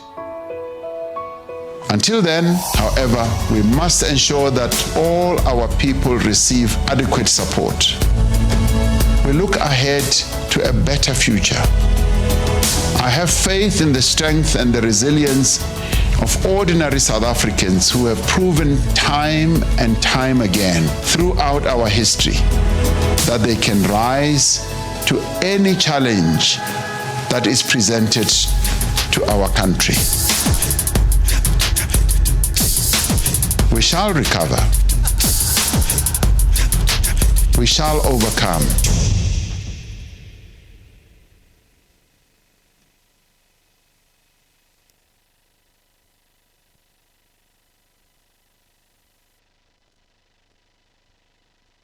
The coronavirus outbreak. Experience the extraordinary. Tremendous waste and tremendous fraud. Mexico is, in fact, you will soon find out. It is a day to celebrate. We don't approve at all what's going on. Well, I don't know if it's necessarily unusual. Challenge your ordinary. Not only the government, the municipality here has had no plan. Experience the extraordinary with Starset. Welcome to the Pan-African Morning News right here on Galaxy Universal Network. And of course, as you know, we are fearless, zero favor and zero fiction. So that's why we are having this phenomenal Mama T on the green couch right here on the Pan-African Morning News. And of course, Dr. Toni, we've had her before on our show and on other shows as well. And would love to bring her back to you so that you guys can send your questions, your messages, and, get involved with us right here on the green couch. Mama T, welcome again to the Pan-African Morning News. Thank you so much, and of course, we are still celebrating Women's Month. Yes. And it's an honor to have you always Thank you here. so much. Yeah, we need your wisdom, we need your advices, and we've got a lot of questions. Well, I have a lot of questions. I need to put you on the green couch on, right? Is the green couch the hot seat? Oh, yes. Oh, I see. Okay. Well, next time I'll bring my own couch. So our topic today, Susanda. No, for sure. Thank you so much, Mama T, for joining us this morning on Galaxy Universal Network. As Palisa have rightly said, it's always an honor to have women of your stature coming into our green couch to come and share your wisdom with us. We are celebrating women, and which is something that I believe that we should be doing every day, not in a specific month, because women are carrying a whole lot of challenges in our daily lives, and we are the ones that give birth to life. We are the ones that brings life. Yes. So basically, we deserve celebration, in my opinion, on a daily basis. However, we have this dedicated month that is celebrating women, and we believe that we won't be doing justice if we don't look into specifically on what it means to be a black African woman. Maybe if we say black, we are kind of, limiting. But what it means to be an African woman in the modern day. So we'll touch into, obviously, various spheres of this discussion. We want to look into first and look into our lifestyle, what it means for me to be seen as an African woman. I must always dress like this. We're going to look into relationships. We want to also look into marriages. We want to look into parenting. We want to look into business. We want to look into economy. So there is a whole lot that we are going to talk about, but maybe to start it in the beginning. The meaning of being an African woman in the modern days with regards to relationships, for an example, what it means, how do African women are perceived, or how should we be like? Because sometimes we don't know, we just go as the time goes, I usually tell Palisa, in Zulu, it basically means that let it go, whatever it goes. So in your view, please take us through. Well, first of all, good morning. Happy Women's Day. Happy Women's Month. Thank you. I'm on this hot seat. I think y'all should be nicer to elders. We are very elderly, very nice. Not just elders. I'm elderly. I'm evoking elderliness. I love the way you opened. No compromise. What is the fearless? Fearless. Zero favor. Zero favor. And zero fiction. And zero fiction. I love it. I love it. I just want to take a minute for that, because in the world of fantasy and fake news, most of the things that are happening to our people, especially to women, is misunderstanding and misinformation. And of course, our beliefs motivate our actions. So it's what you believe is real is what becomes real for you. That's and true. It's the perception that's critical. And so having a station like yours, congratulations again and again and again. Thank you. For this courageous move, because we need to straighten out so many things. Yes. So many things.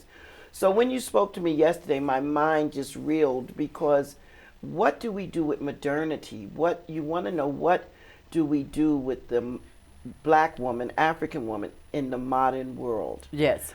I struggled. I didn't sleep very much. I think I have a little bags under my eyes, so forgive me. I'm 70 with bags under my eyes, so just maybe there's a man who likes 70-year-old women with bags under their eyes. I know this is a woman's show, but every day I get an opportunity, Yeah. The African woman in the modern world is broken. She's not just broken, she's shattered. She's isolated. She's alone. She's separated. That's not a great analysis, but it's the truth. That's what it is. Yeah. And I'll back that up as we move along. So the first one you asked me was about relationships. Yes.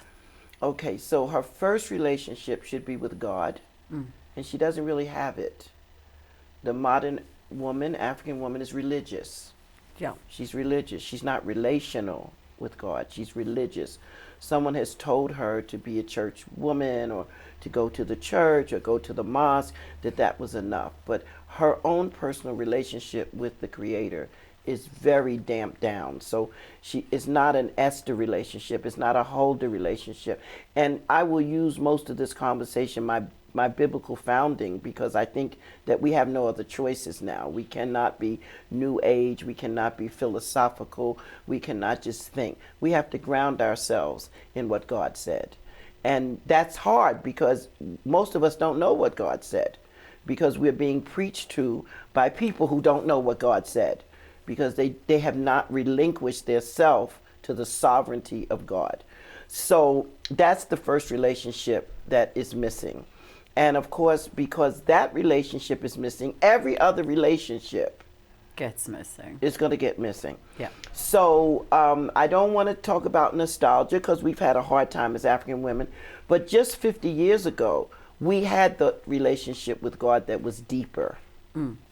So during this hour, you gave that whole list, that big introduction. We need to be here 4 days or 10 days. I mean, I'm going to try and share as much as I can. But this is a deep topic that I do hope that you will pursue over the coming months, because we have to help women solve this. Yeah.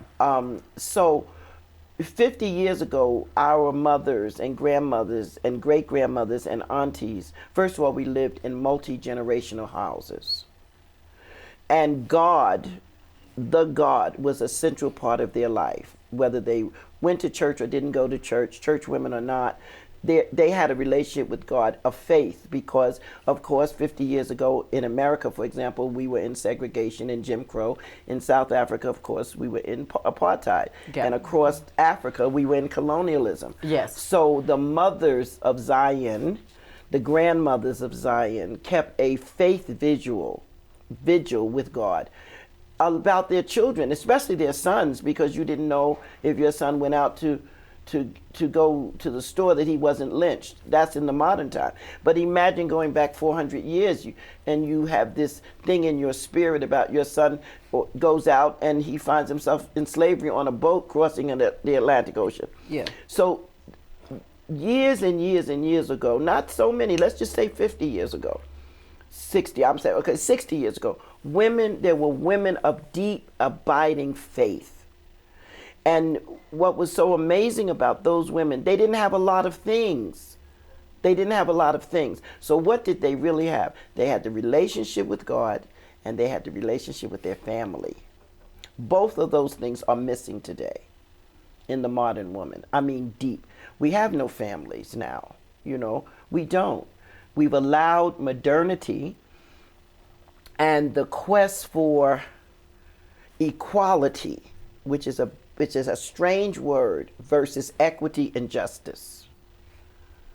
We were going after this word equality because we were talking like things equal pay for equal work. So that's how that word got in there. But what we really were needing to talk about was equity, fairness, and justice. But trying to be equal with men moved us out of our place and our position. Now, women are somewhere, everywhere, over just millions of people who are watching or in the station are saying, what place? But let me just go back with God's idea of what place was, talking now still about relationships. So God invented three things that he cared about. He invented a man, he invented a woman to be in equity and justice with that man. He gave them both dominion. He didn't just give the man dominion. And those two entities invented the family. All right, so we do have to have spiritual cosmology discussion a little bit because there's an enemy over there. We know he's not equal with God, but he's fierce now. Lucifer he's not a guy in a red suit and a pitchfork. He is a highly anointed, created entity in the cosmology and government of God. So we need to know who that is, okay? And when he is pitched out of heaven for trying to take over God's place, he goes after the three things that God invented. So we need to understand why we're in the place we're in. What is the attack on men, black men particularly? What is the attack on black women? And definitely what is the attack on the family? It is having a very spiritual high place.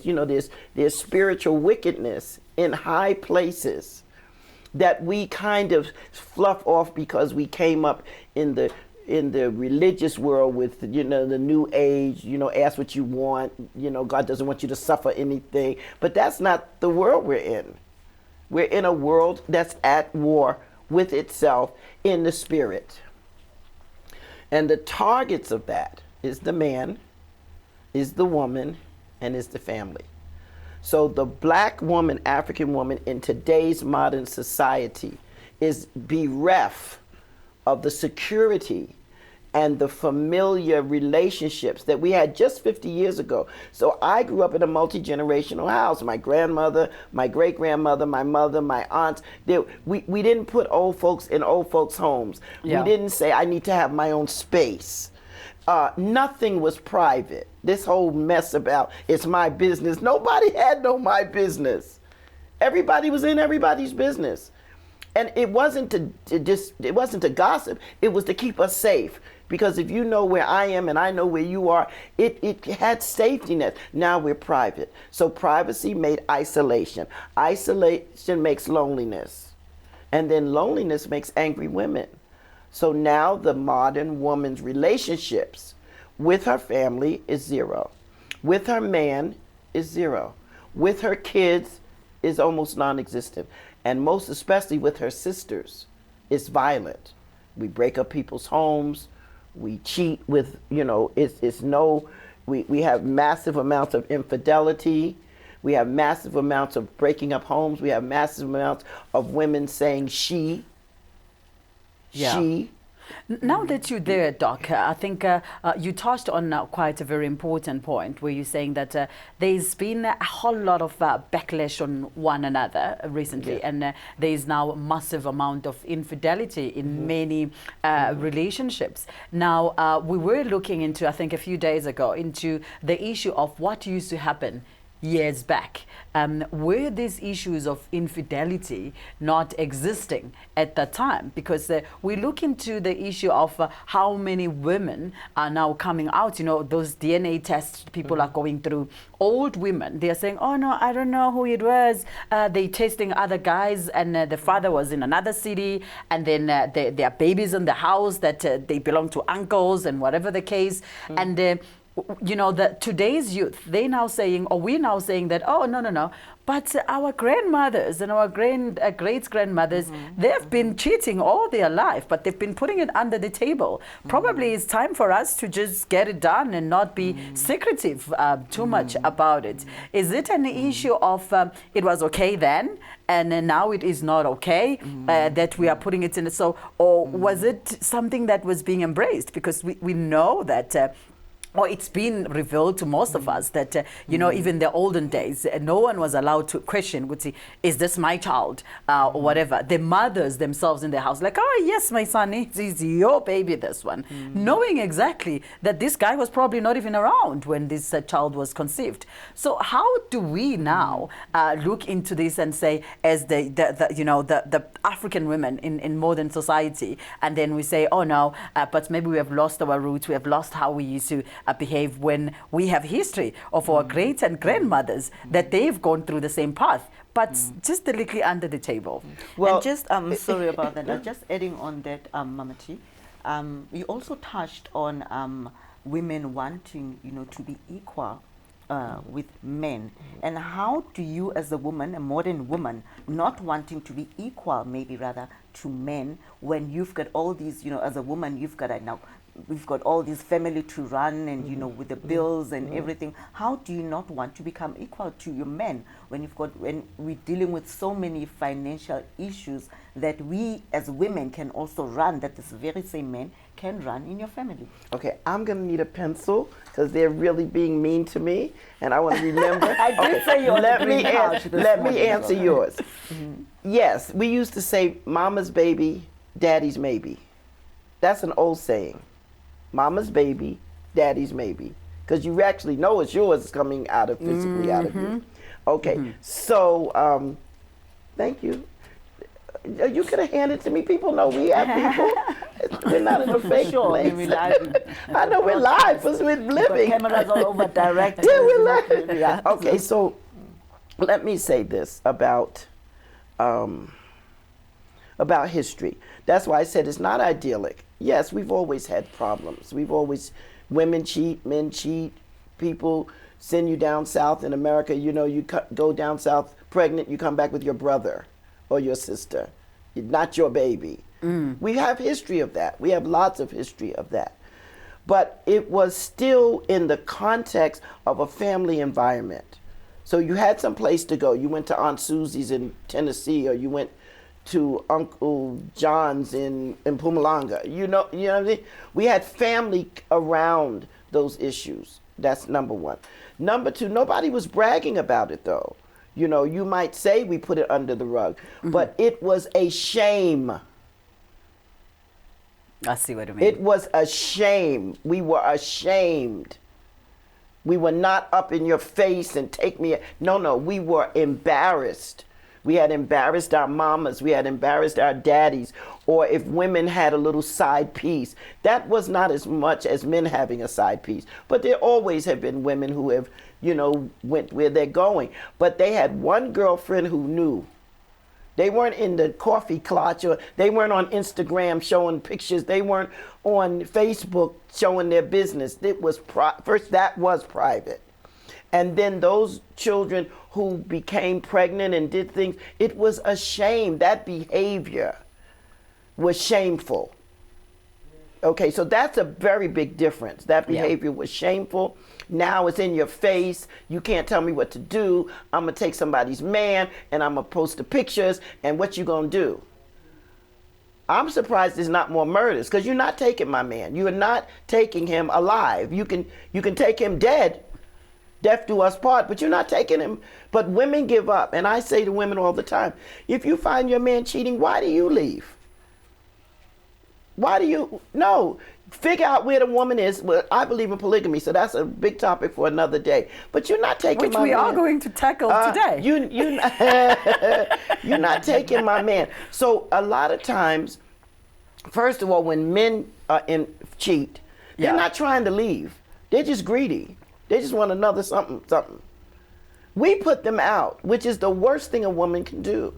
Because when we put them out, they go to the next woman, and we never get another man. And then we're pissed, we're angry, and we raise pissed and angry kids. Don't ever put your man out. If he really 10 minutes worth of getting his little thing wet, he's at home, his clothes are home, his food is home, his wife is home. Most men are coming home. They're not leaving. The reason they're going is because we put them out. But what happened now, Doc? Because we're living in a society that has a lot of difficulties health-wise. There are a lot of diseases that these guys go out there and collect and bring them home. You think STDs just started? We used to have bouts of gonorrhea and syphilis. Do you think they just started? But let me tell you about a smart woman. Okay, honey, you have somebody, take me to her. I need to see if she's clean enough, because you're not dipping there and dipping here. But one thing for sure, if you need to not do that, you're not leaving here, though, because you're going to take care of us. Let's get real. We're jealous. We're not jealous of STDs. Don't be silly. We're jealous that he went to sleep with somebody else. But really? But what about the HIV? No. We are not jealous about that. You're asking the wrong question. We are not mad and putting him out over STDs and HIV. We are jealous. It's we're not. It's you. We're not health conscious. Please, let's not get ridiculous. We are not putting him out because of health conscious issues. But it's just jealousy. We are jealous around something that doesn't matter. Not really, if you compare to now I'm alone with the kids, you've been supporting me, and now you done took my money and your little thing to another woman. Hell to the no. No, that's a dumb thing. And what happens? He goes off and starts a new thing. And what have we done? We are left bereft of comfort, no money, mad as hell. Kids are feeling the brunt of it. Over 10 minutes worth of sex, and I'm talking about the baddest guy. What's gonna last an hour? Go, come back, brother. And let me tell you what else we do. Stupid.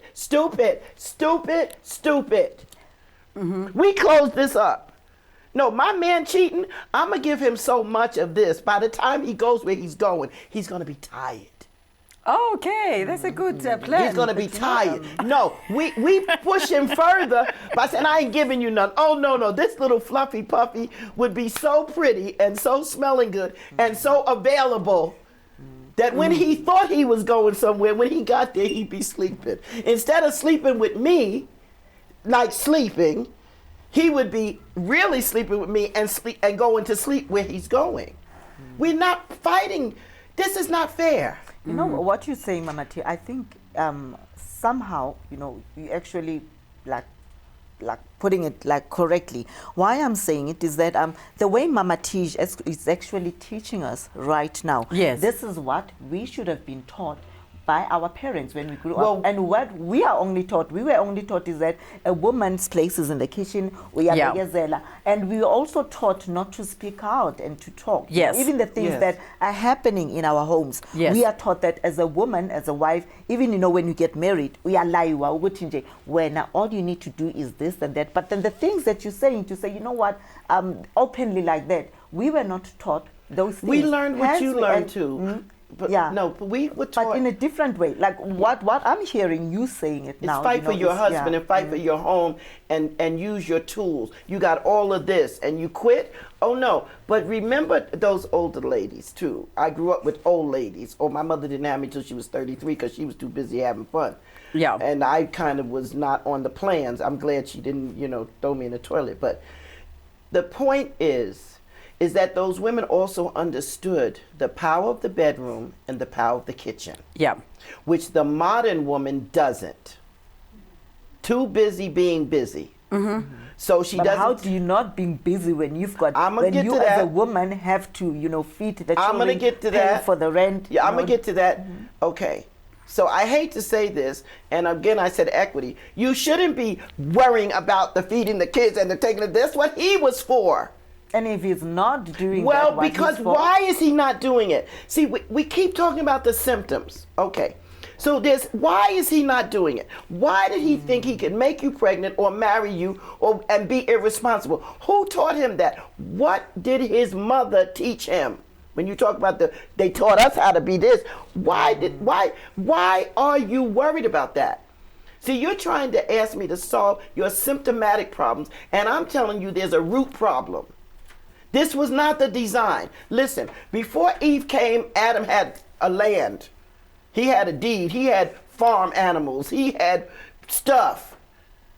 Why are you girls getting involved with no count bozos? Instead of a Boaz, you getting involved with an Asbo. Mm-hmm. Can't do nothing, can't be nothing, can't have nothing. Now, if you want a boy toy, I ain't mad. Then you got to pay for that. But if you want a husband, he needs to come with stuff. He needs to have something. Damn nigga needs to at least have a dream. Mm-hmm. Mm-hmm. He need to have a vision.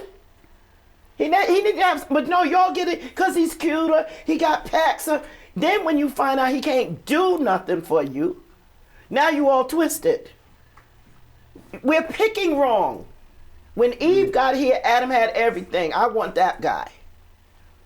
So in other words, you are saying this thing of a 50-50 thing, it should not be... I don't even understand what that means. I don't understand what that means. What you talking? See, I don't understand what y'all talking about. We equal. No, we have equity and justice. If I come out of law school and you come out of law school, then we should get the same pay. If I went to doctor, you a doctor, this is a no-brainer. This is unjust.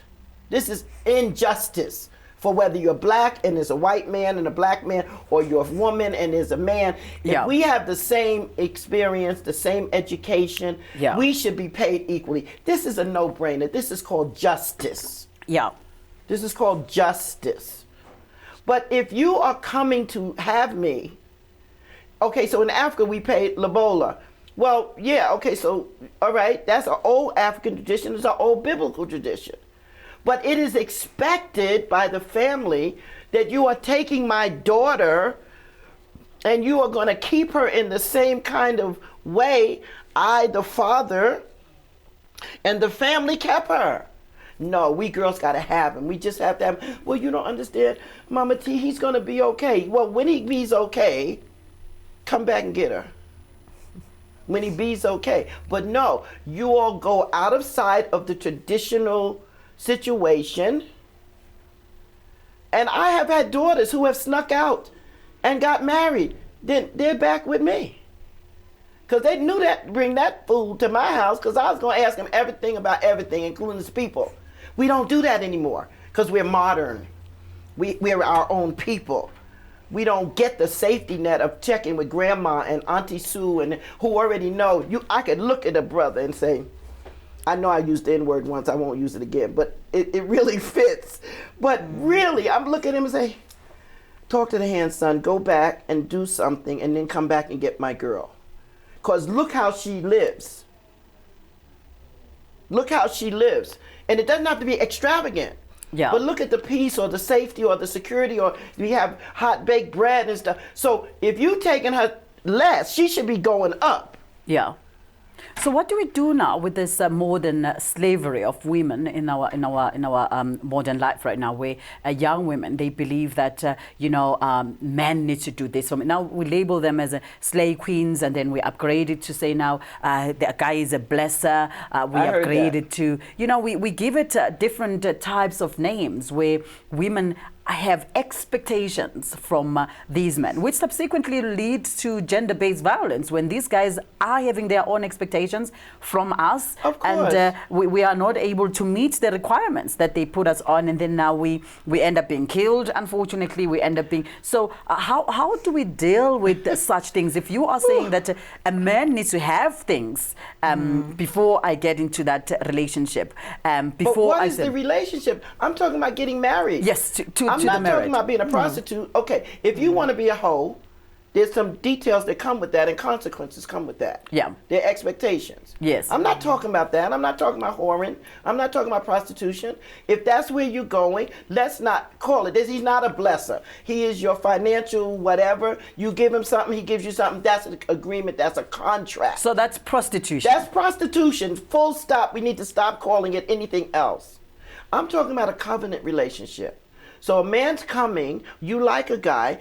We are born to be married. Yeah. I know that you guys, there are some women who are, but the majority of us were already designed to be with him. Yeah. So you can be pissed off with God. Work that out. Whatever your cosmology is, whatever your religion is, I'm going to stick with that text because that's all we really have about how this works. Yes. So you know already you are pulled toward the man. Well, there's a reason for that. That was the design of us. We were made on purpose to be useful for him. You got to get this. We don't like this because they've been bozos. Yes. And they've taken that to be stupid. But that's another thing. I'm going to talk about that in a minute. But yes, our whole raising the tetra is to be for them. And it's not to be for them as a prostitute or a whore, but to be in a familiar family relationship that's covenanted. So let's just start with the original idea. Yes. We're way far from that. But let's just start with what the point was. So in that regard, he should be able to take care of what he wants. If I'm the what he wants, now what is my job? It doesn't mean I can't be a lawyer or a doctor or a judge or a farmer, but if I get this man, he is my first career. So I tell women all the time, you want a career, get a dog. You want a man, get a job. Because a career and a job are not the same. Because he is our career. Now, none of this was intending for him to be the evil, doggish, hateful men that need their butt beat first by their mamas and then by their women. I don't understand how a man think he gonna beat me up and then go to sleep in my house. That's a fool. So we need to start standing up. I know, I mean, I'm sure that, no, we need to start beating some butts. You're just gonna beat me up and our sisters, no. Yes, we had that 50, 60 years ago, but you saw our sisters at your door. No sister came to our house with a black eye and we didn't go deal with that man. I'm telling you, we've lost the plot for that. We're too fancy, our nails are too long, we're just too dignified, and we don't want to get him in trouble because he's a minister or he's a doctor or he's a pastor. No, we beat that boy's butt. He did it once. And I grew up a street girl. It wasn't how many people you beat, it was who you beat. We start beating some of these men up, we'll find some things. No, who's doing that? How dare you just rape and pillage and beat me? And where's your mama? These boys are not raised by men. They may be mad at their father, but how are you raping and beating and slaving a woman that looks like your mother? How are you sleeping with your daughter? No, we need to deal with you, and there's more of us than you. But now we're cowering in the corner, and I threw my husband down a flight of steps after 3 years of being abused as a young woman. Wonderful guy, beautiful guy, till he drank. And one day it just was hurtful. That man, even today, we're still friends. He's 78 years old. He looked at me with his eyes down because he said, that's a crazy biatch.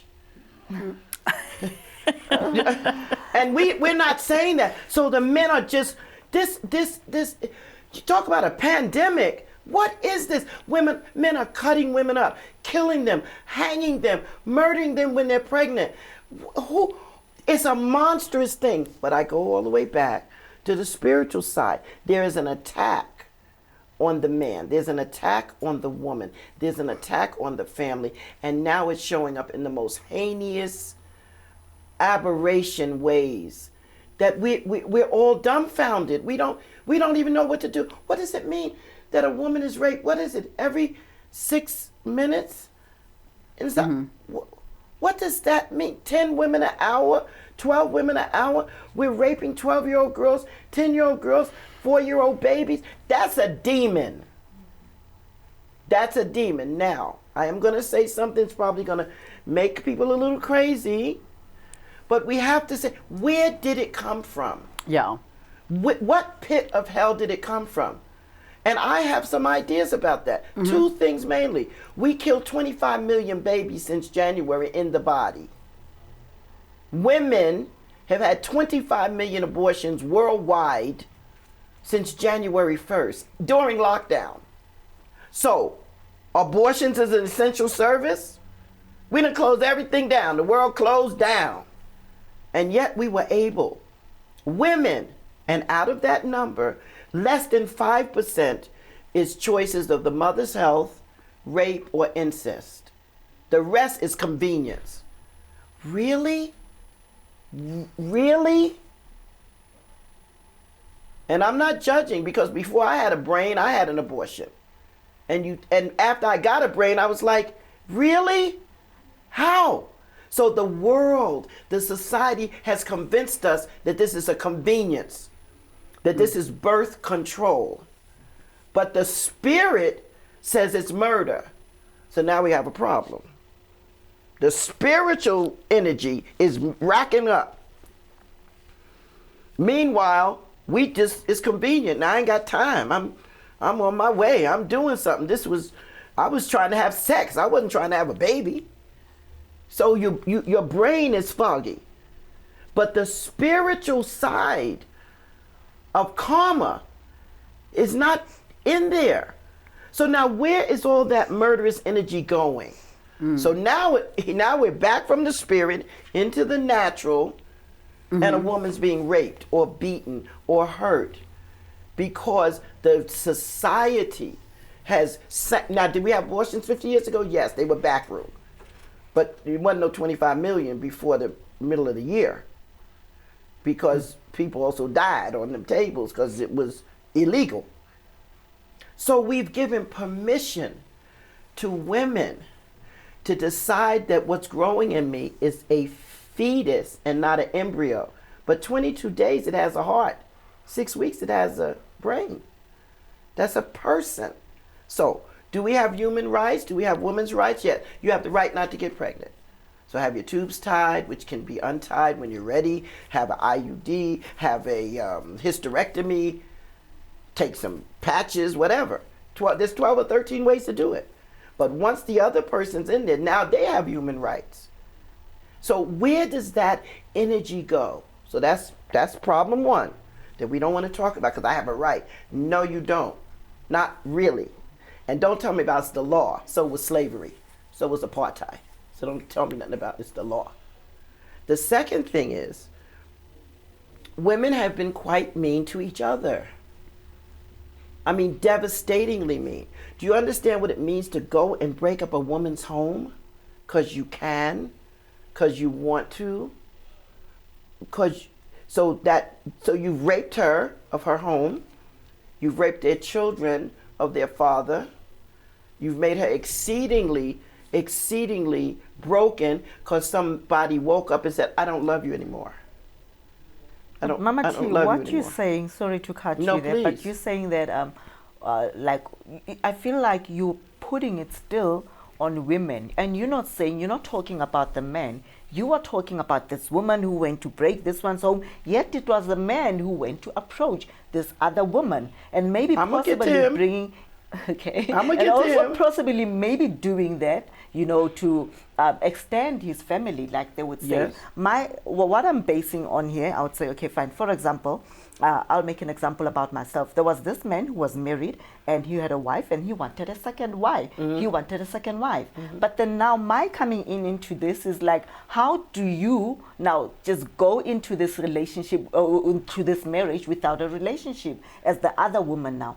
You know, I'm just saying, for example, now, if you are having, like, for example, President Zuma, who had other wives, and then for President Zuma to bring in the second wife into this marriage, you first have to get to be in a relationship with this person to get to know him. Yeah, but it doesn't have to be a second. Okay, so let me say a couple of things. First of all, we're talking about Women's Month, so I have to talk about the women and what we do. Okay. Because a man can approach me. I have a lot of married men approach me. There's a word that's very important in the vocabulary, no. So a man can approach me. They're hunters. I'm not giving them away, but I'm just saying I've raised 7 sons. They're hunters. But I still have the right to say no, unless you like kidnap me. Even if maybe you could qualify to be a second wife. Yes, I could, but I could say no. Well, first of all, we don't have that in the world. If we're going to have a second wife polygamy, there are rules for that. So I can be in a, I've got 3 or 4 men in my space, and we have a relationship, but it's not sexual. The sexual relationship takes everything to another direction. So I've got a couple of married men. We're friends, but I also know their wives. You understand? I also know their wives. And I haven't been interested to marry one because if we don't understand polygamy, I'm not going to take him. But we're not sexual. I don't care what anybody says. Sexual changes it to another thing. So people don't fall in love. They fall in lust. You rise in love.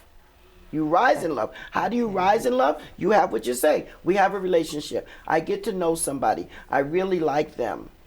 And I really care for them. There was one guy who asked me to marry. We went to his wife. She said no. I was done. We're done with that. We cannot have that conversation again. Because why would I come into a mess? I mean, you're going to force me on the woman? So, you know, you mentioned our former wonderful president. Yeah, but some of that became messy. Because you cannot sleep with a woman and then bring her to be my sister wife. Oh, hell no. No, that's your whore. Sister wives are different. There's a whole history of that in our culture. Sister wives know the woman. Sister wives say, that is my sister. But in this modern world, you know, there's none of that. None of like, that. That's what I'm saying. You tell me how to like, fix it. So I've got to come and become your sister if we're going to take care of this one man. I get that. But I can't go over here and be the side chick. And then in the fullness of time, I had 1 or 2 babies as the side chick. And then you want to bring your side chick into our so-called righteous home? Really? No. So polygamy has rules. So, okay, a man, sometime, you know, I was on a show in Maswako, I think you remember that. A sister saw her sister's husband die. She asked her husband to marry her. There's rules. Most of the time, the women look for a sister wife. Yeah, because a lot of work taking care of this guy, and I really want to go do something else, so let me get me some help. And I don't want the help to be the housekeeper. Do you understand? So there are rules to that. But listen to this about how nutty we are. At least 95% of broken marriages, divorce, is about another woman.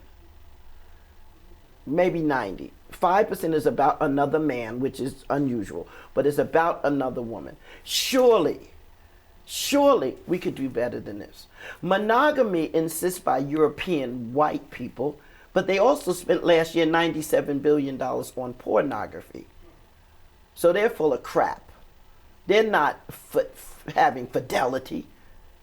They have a facade of making us have monogamy.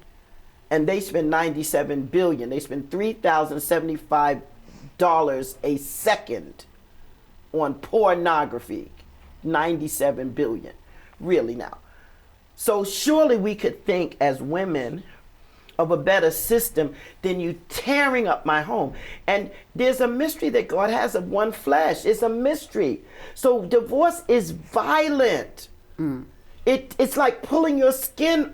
Everybody woman who's gone through it, yes, you're mad right now and he did this or she's mad, but the inside. So we have millions and millions and millions of broken women by someone saying you're not good enough, you're not enough, I need something else. Well, yeah, well, add on to me. So whatever you need more, just add it on. Just add on. We're adding on. We're not just subtracting. I'm saying a lot of women, they don't speak because we are taught not to speak. We are taught that, in Setswana we say, "Mangwana we tshwara ka fa bogale." So even on the sharp knife that we're holding, we don't want to speak about it. We even our problems, our issues, we sit them down. And it's only then at the time when you start breaking up and then you want to, crack and do things that, are not right. But otherwise, yeah, Mama T, I'm sorry about that. We are still going to speak to you. For now, we need to go pay the bills. We are going to be taking a very, short break. And when we come back, we'll still continue with our topic with Dr. Toni Lack, Mama T in the house. Stay tuned.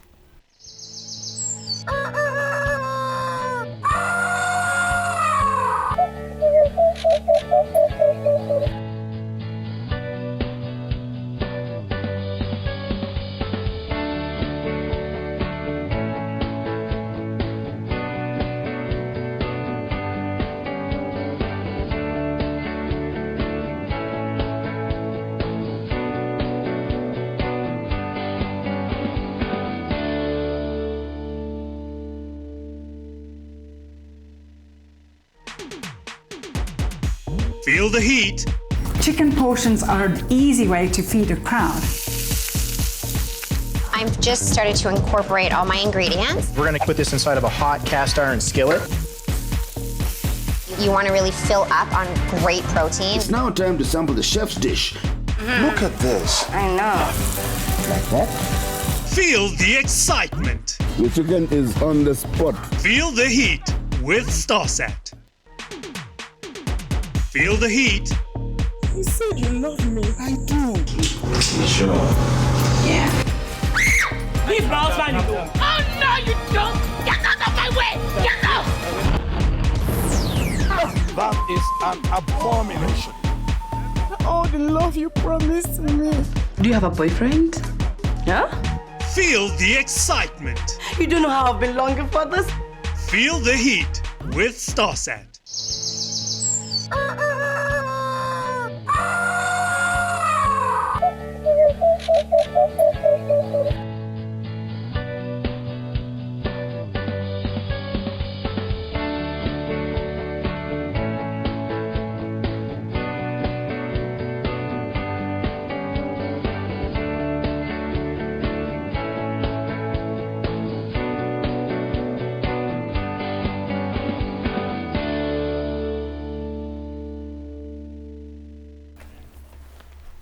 Welcome back again. If you have just joined us, to welcome you. We are running on the last 30 minutes of our show. It's been a very, very informative and great one here with Dr. Toni Lack right here on the Green Couch. We are still broadcasting live, of course, on a Pan-African Morning in Midrand. We are in a Galaxy Universal Network Studios, channel 500 on StarSat. Dr. Lack, before we went on to the break, we were still on a very heated one, trying to figure out, the spaces between getting a sister wife or going around and, just playing around and stuff.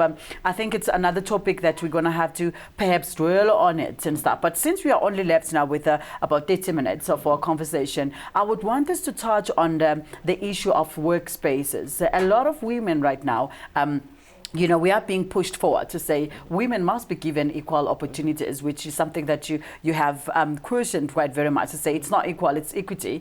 We must be fairly treated, if I could put it like that, like men. We must be given fair positions if we also qualify to be in those positions. We have seen a number of times that a lot of women, when you are in a certain position, you need to work 3 times harder than a normal guy would do for you to prove yourself, to prove the point, to say, I am capable of doing this. There's always that cloud of doubt that looms on a woman's face every time when we have to do things. What is your take in this women having to take up spaces in a workplace? Well, first of all, it's the wrongness of the society. Okay, so we have somehow decided that me being able to push a 5 or 6 pound baby through a hole the size of a pin is not as powerful as running an electronics company. That's wrong thinking. So part of what we have to do, the same way we had to do about being black, and someone said we were 3/5 a human, and Leopold took people from the Congo and put them in a zoo. Yes, it's unfortunate the psychosocial behavior of people who have lied about blacks, lied about women. Yes. So remember, that's the space we're coming into. Yes. Unfair, untrue, insane. We have Amazon women. We have history all the way back to the 1st century of the power of women. Yes. Their societies run totally by women, and the men acquiesce. So we have to change perceptions. That's why this show is so important. That's why this network is so important. We have to keep talking. And just like Pelissa said, we were told to sit in a corner and be quiet. Well, I don't know any black women who ever really did that. So I hear you, but that wasn't the African American woman experience. We were talking, our necks were moving, our fingers were moving. You know, we might have been waiting for a slap, but we punched back. So that may be the space in the African traditional context. But by the time we crossed the Atlantic, baby, we was like Bertha. So, you know, Shaniqua, you know, we was up in your face. So we have to balance. So, but we are coming into a very toxic, morbid lie. Yeah. That women are this and blacks are this. So so we have to fight that. That's no question. Okay, that's it. So we're coming into those work environments with that preconceived notion. So not only, and imagine a triple threat if we're young, gifted, black, and a woman. So yeah, everybody is already, so yeah, we got to work harder. But we know that. We know that. And this is what happened to us in the 60s and 70s till finally some of us got tired because we did everything white people said, then they moved the goalposts. Yes. Then we got that degree and they moved that. Then we got that experience and they moved that. No matter how fast or hard we moved, they kept moving it. Why? Because even in our underprivileged nature, space, our personal nature excelled. We've always been good. We've always even been better. Yes. And remember, if we're running a relay race and somebody already got 100-foot handicap, and we catch that 100 and then go 100, whoever gave us the handicap is scared of us, because they're wondering who the heck, no matter what we put in their way. So we need to be celebrating that. We some bad girls now. We didn't pass milestones that men have not been able to pass. We some terrific people on that wise. We need to know that. We need to celebrate that. And then we need to ensure that we mentor other women. This is the other, see, when you ask me why things are happening to women, we're not very nice. You know, I don't want to put you on the spot, but how many of the women in South Africa have run over here to this station owned by a woman? Are they standing at the door? Are you getting thousands of emails? Go ahead, girl, thumbs up. There's something, but again, that's brokenness. And I'm not giving an excuse, but broken people are very difficult to not break other people. So we need to go back, and fix this brokenness. We need to start being kinder to each other, nicer to each other, gentler to each other. We need to stop saying she when we want what the other woman has. Nobody knows what you took to get this. They don't know the prices you all paid to be here. They only see the end. We need to stop that. We need to behave better. We need to be like ladies. We need to be better. We're not better. The modern woman is not better. She's mean, and she's mean-spirited, and she's jealous, and she's envious, and she does not have to be. There's enough space for everyone. There's enough stuff for everyone. You know, God said there's no lack. This European mind has made us think it's only one. I can only have this. I'm the only, I remember we were in the 70s when we started being able to go to Yale and Harvard and all those. We just wanted to be the only black. You know how mentally ill that is? We wanted to be the only woman. And we could go in the room and there'd be another woman, we wouldn't speak to her. True, so. We wouldn't speak to her. We're the only 2 women in a room of 100 men. Now, unless we prostitutes and we can take them all. If we trying to do business, we need each other. What the heck is that? You understand? It could be the little whorehouse in Texas if that's what we're doing. But if we're doing business or we're doing professionalism, that's my sister. No, she becomes the enemy immediately. And God forbid she has on a Chanel suit and I just have on a Oscar de la Renta or something. Or, you know, our shoes, she has red sole shoes and I don't. And why is her hair straight and mine? We are nuts, but that's brokenness. So first of all, when I do pastoral cycle planning, this is the hardest part. I always have to say, what you're going through, you brought onto yourself. Yeah. Now, you know, women hate that. I didn't call on rape. Yeah, but if you were worried about rape, you did. You understand? So you first have to... That's taking it to the extreme now. No, but listen to what I'm saying. Energy is real, Palissa. If your energy, if I'm afraid of something, and I keep calling it, this is why I keep saying I don't like gender-based violence. I don't want to be against... You know, the young children that were raped, are you going to say No, not those babies. Okay. That's a different thing. But that rape may be in the house. We're not looking deep. That mother may be carrying 4 or 5 men in her house. That energy is somewhere, is what I'm trying to tell you. I'm not blaming. See, this is a perfect, I'm glad you acted like that. Because we can't get past that. It's not my fault, I didn't do it. I'm innocent. Yes, but there's some energy somewhere. Maybe your great-grandmother. And this is generational bondage. We don't talk about that.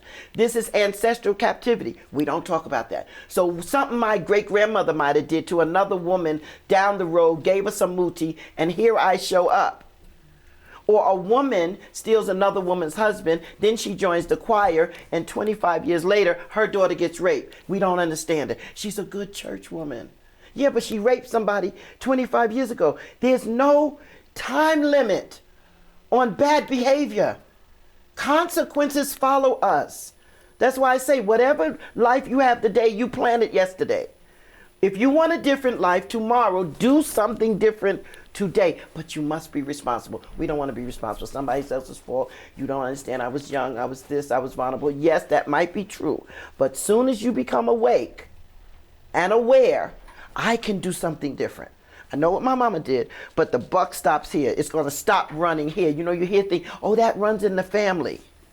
So do you believe that probably us forgetting where we come from, because that is another issue that we Excuse me, forgetting? Like forgetting where we come from, like our history on who we are. So for an example, if we're coming from maybe she's Tswana, she's got you know, traditions and way in which the Tswana people do things. Now we come back, now we are saved, and now we are, you know, we now practice the modern way of doing things. We are now believing in certain religions that prohibit us to practice our traditional, you know, way of doing things.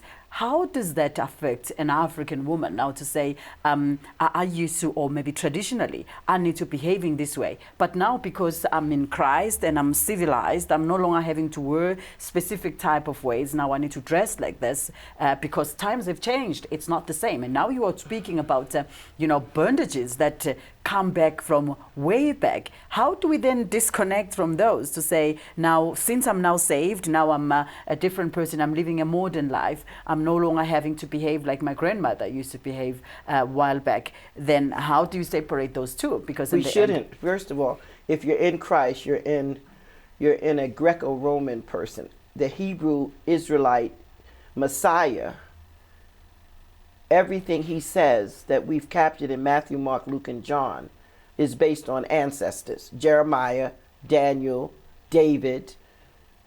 Yeshua is talking, there's no New Testament. He is the New Testament. So every time the word scripture comes out of his mouth, he's talking about Genesis to Malachi, which we allowed Europe to call the Old Testament. It isn't. It's the African Hebrew scriptures that belong to us. And all he is doing is talking about ancestors. His genealogy has 5 women in him, and interesting women. He's got a whore. He's got a daughter of incest. He's got an unwed mother. In his genealogy. Those genealogies, I know they get boring, but they're taking us, connecting us, giving us a line to our history. Yeah. And the ignorance of history, guess what? You'll repeat it. So we want to be in the kingdom. All those words that have been translated in Paul's letters are problems for us. That's why we're not winning. Because first of all, we are African Hebrew Israelites. We're not Greco-Roman people that have been grafted in the tree. We're the tree. Those letters in the Bible, those are letters to Europe. Our books is Genesis to Malachi to Acts and Revelation. Them ones in the middle was white people in Europe who were living in caves while we were building Shanghai. So first of all, all of it's a mess. So that's the first thing. The second thing is to know your history. It's not to be bound by it, but to be freed from it. So at least you can understand some of the things that are in us. It's just the way I am. Yeah. Yeah, but how did you get just the way I am? Well, because Aunt Ruby and Aunt Janie and all of them was like that. Them was like that. So we have to say, okay, what about they did that I like, that's useful? And what about what they did is no longer useful? Yeah. Because of course, as we move through modern time, we used to send a letter with a stamp. Now we send an email. So we understand modernity changes something, but our basic foundations of goodness and love and mercy, our African tradition of Ubuntu, should never be compromised by modernity. We should never be too busy to see about a friend. We should never use Facebook and Twitter and think we've talked to somebody and we haven't spoken to them for months. Hear their voice. Voices matter. Hugs matter. Touching matters. Now we're all too busy doing what? What has modernity done for us?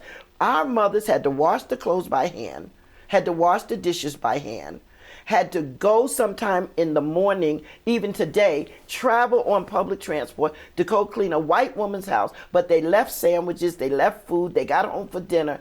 Now we have everything's modern. Washing machines, dishwashers. We got people to do everything for us, and we don't have time to see a sick friend. We don't have time to write just a letter. We don't have time to care. We don't have time sometimes. I talk to women about pedicures and manicures, which are necessities for business women. Busy women, they should be in your budget. But you want to sleep next to a man with crusty feet and wonder why he's looking for little darling? Yeah. Now you touched into that. Yeah. We said we're going to look into quickly the way we look as women. I mean, there's this thing that women usually do, that before you get married, you're all that gorgeous and looking all beautiful, and the guy marries you. And then when you get home, you start going to sleep with the political parties T-shirts with the face of a campaigner in there. You put on your pantyhose as whatever. So you no longer want to look as you were supposed to be looking. Where do we lose it somehow, and how can one get it back into first of all, you should be motivated that there's somebody out there on the prowl for your man, so that should be motivation enough. But you should, I don't know what happened.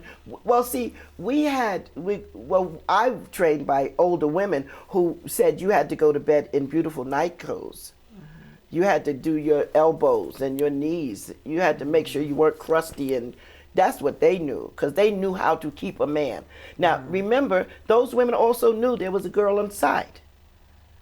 But she got this much, and they got this much. Now the girl on the side gets this much, and we get this much, because we quit. No, you should be even more. You should, I'm not saying go to bed with makeup, but be nice, be smelling good. You get a pedicure, get a manicure. When some women come to me for advice for marriage, I said, let me see your feet. And I'm Eddie Murphy and Boomerang. Let me see your feet. That's the feet you take to bed? That's the nails you take to bed? Men are tactical. They're visual.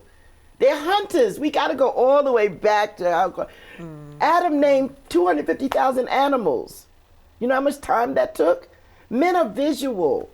Their whole body responds to All to of what this. they see. That's why God gave it to us.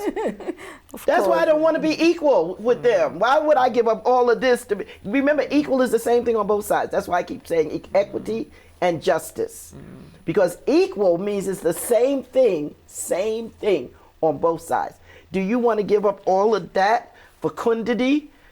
To be equal with them? No, you're supposed to be using this. But again, if we talk like that, somebody thinks we're trying to tell you to be this. No, you're supposed to be sexy and alluring and sensuous with your man. And that man should be a husband man. So, Mama T, tell me just, quickly, because I can see that we're running out of time. God. I want to know, what advice would you give to a woman who has fallen out of love with her husband, especially maybe because there's been a whole lot of children, and this, yes. How would you advise a woman who has fallen in love, not in a marriage, with her husband? Well, first of all, you should never fall out of love with your husband, and your children are not your children. Your husband is your. Please take me through that. Your children are supposed to go. You're supposed to leave and cleave to your man, and he's supposed to leave and cleave to you. The family unit is the husband and wife. Your kids are born to go. When the one you're supposed to be left with is the one flesh person. And this is what I tell women all the time. When you make your children over and above your husband, you have just sealed your marriage to doom. Your children are supposed to be cared for.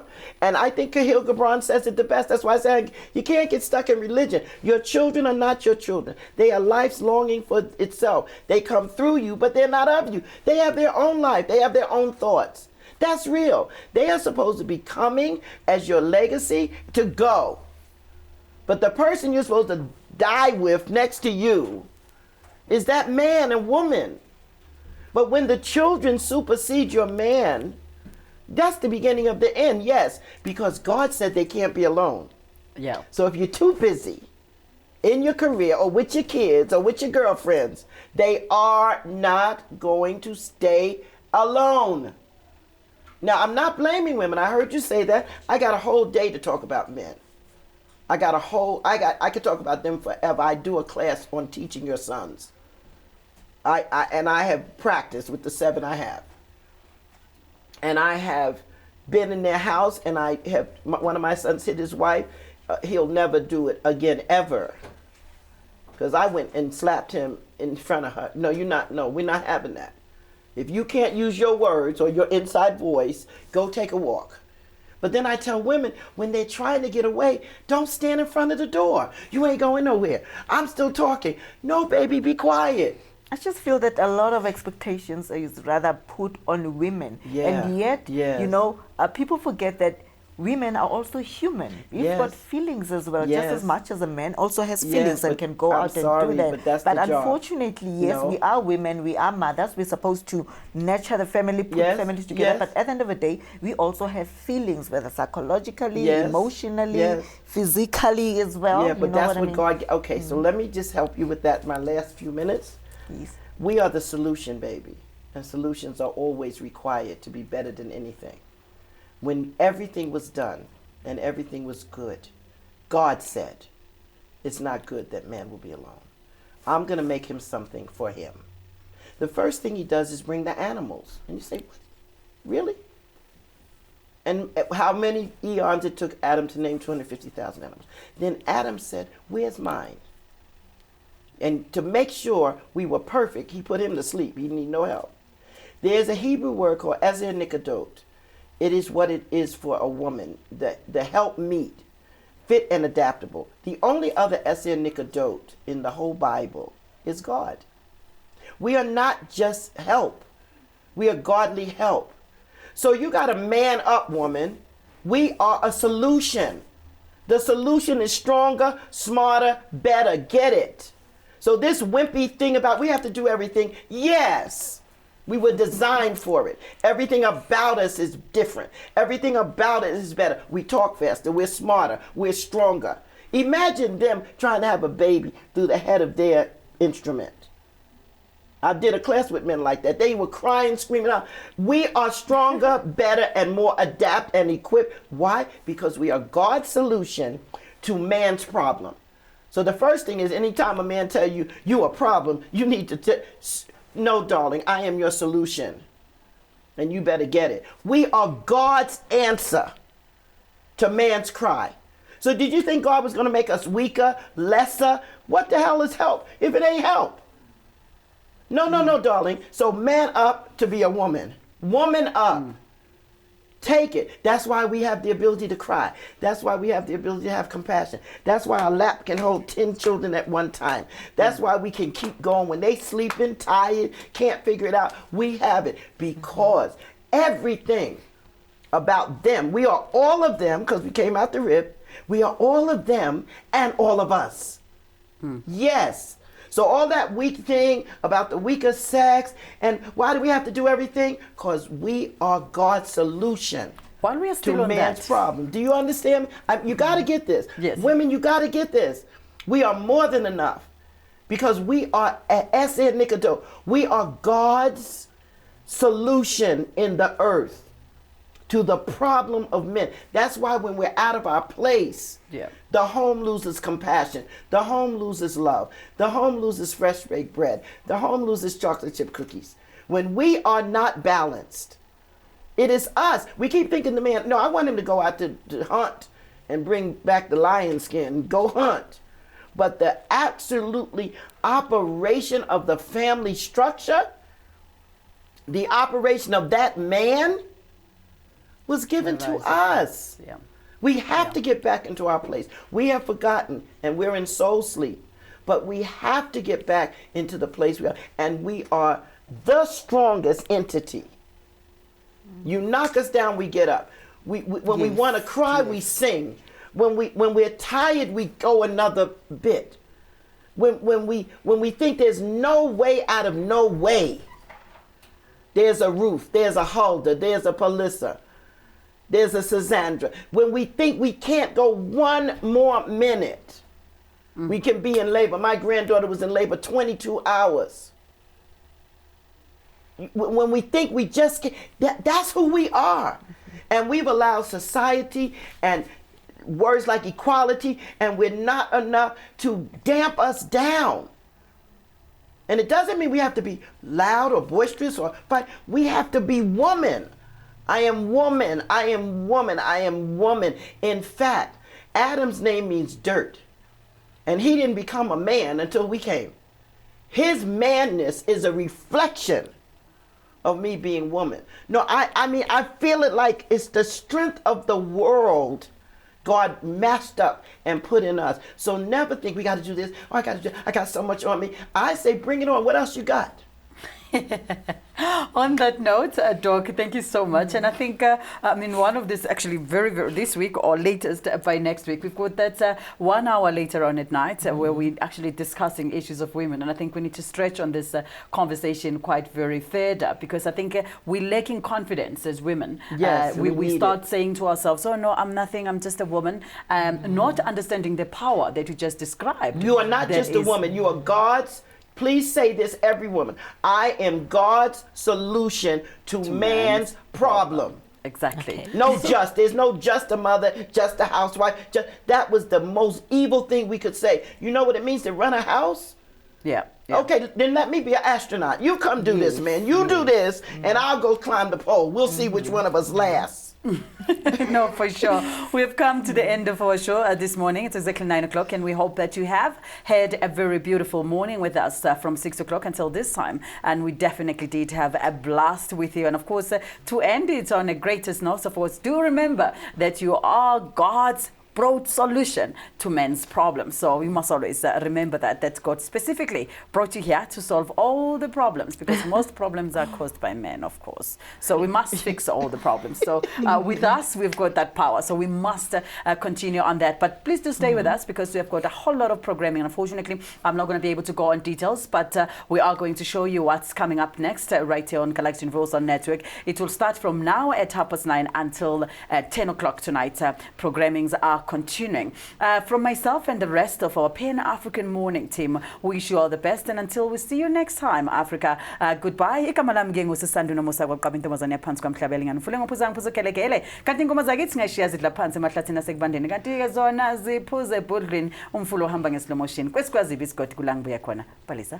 I am God's solution to man's problem, just so you know that. Mukhaiso go tswa go nna Palisa go komane ga se bolai di roba tlhakula tsa ga masedi a mphela tse di reng di roba di a sele ngumkhonto duma njengetolo umnyango vala ngamakhanza amatsosa. Until tomorrow, love you. Bye yo.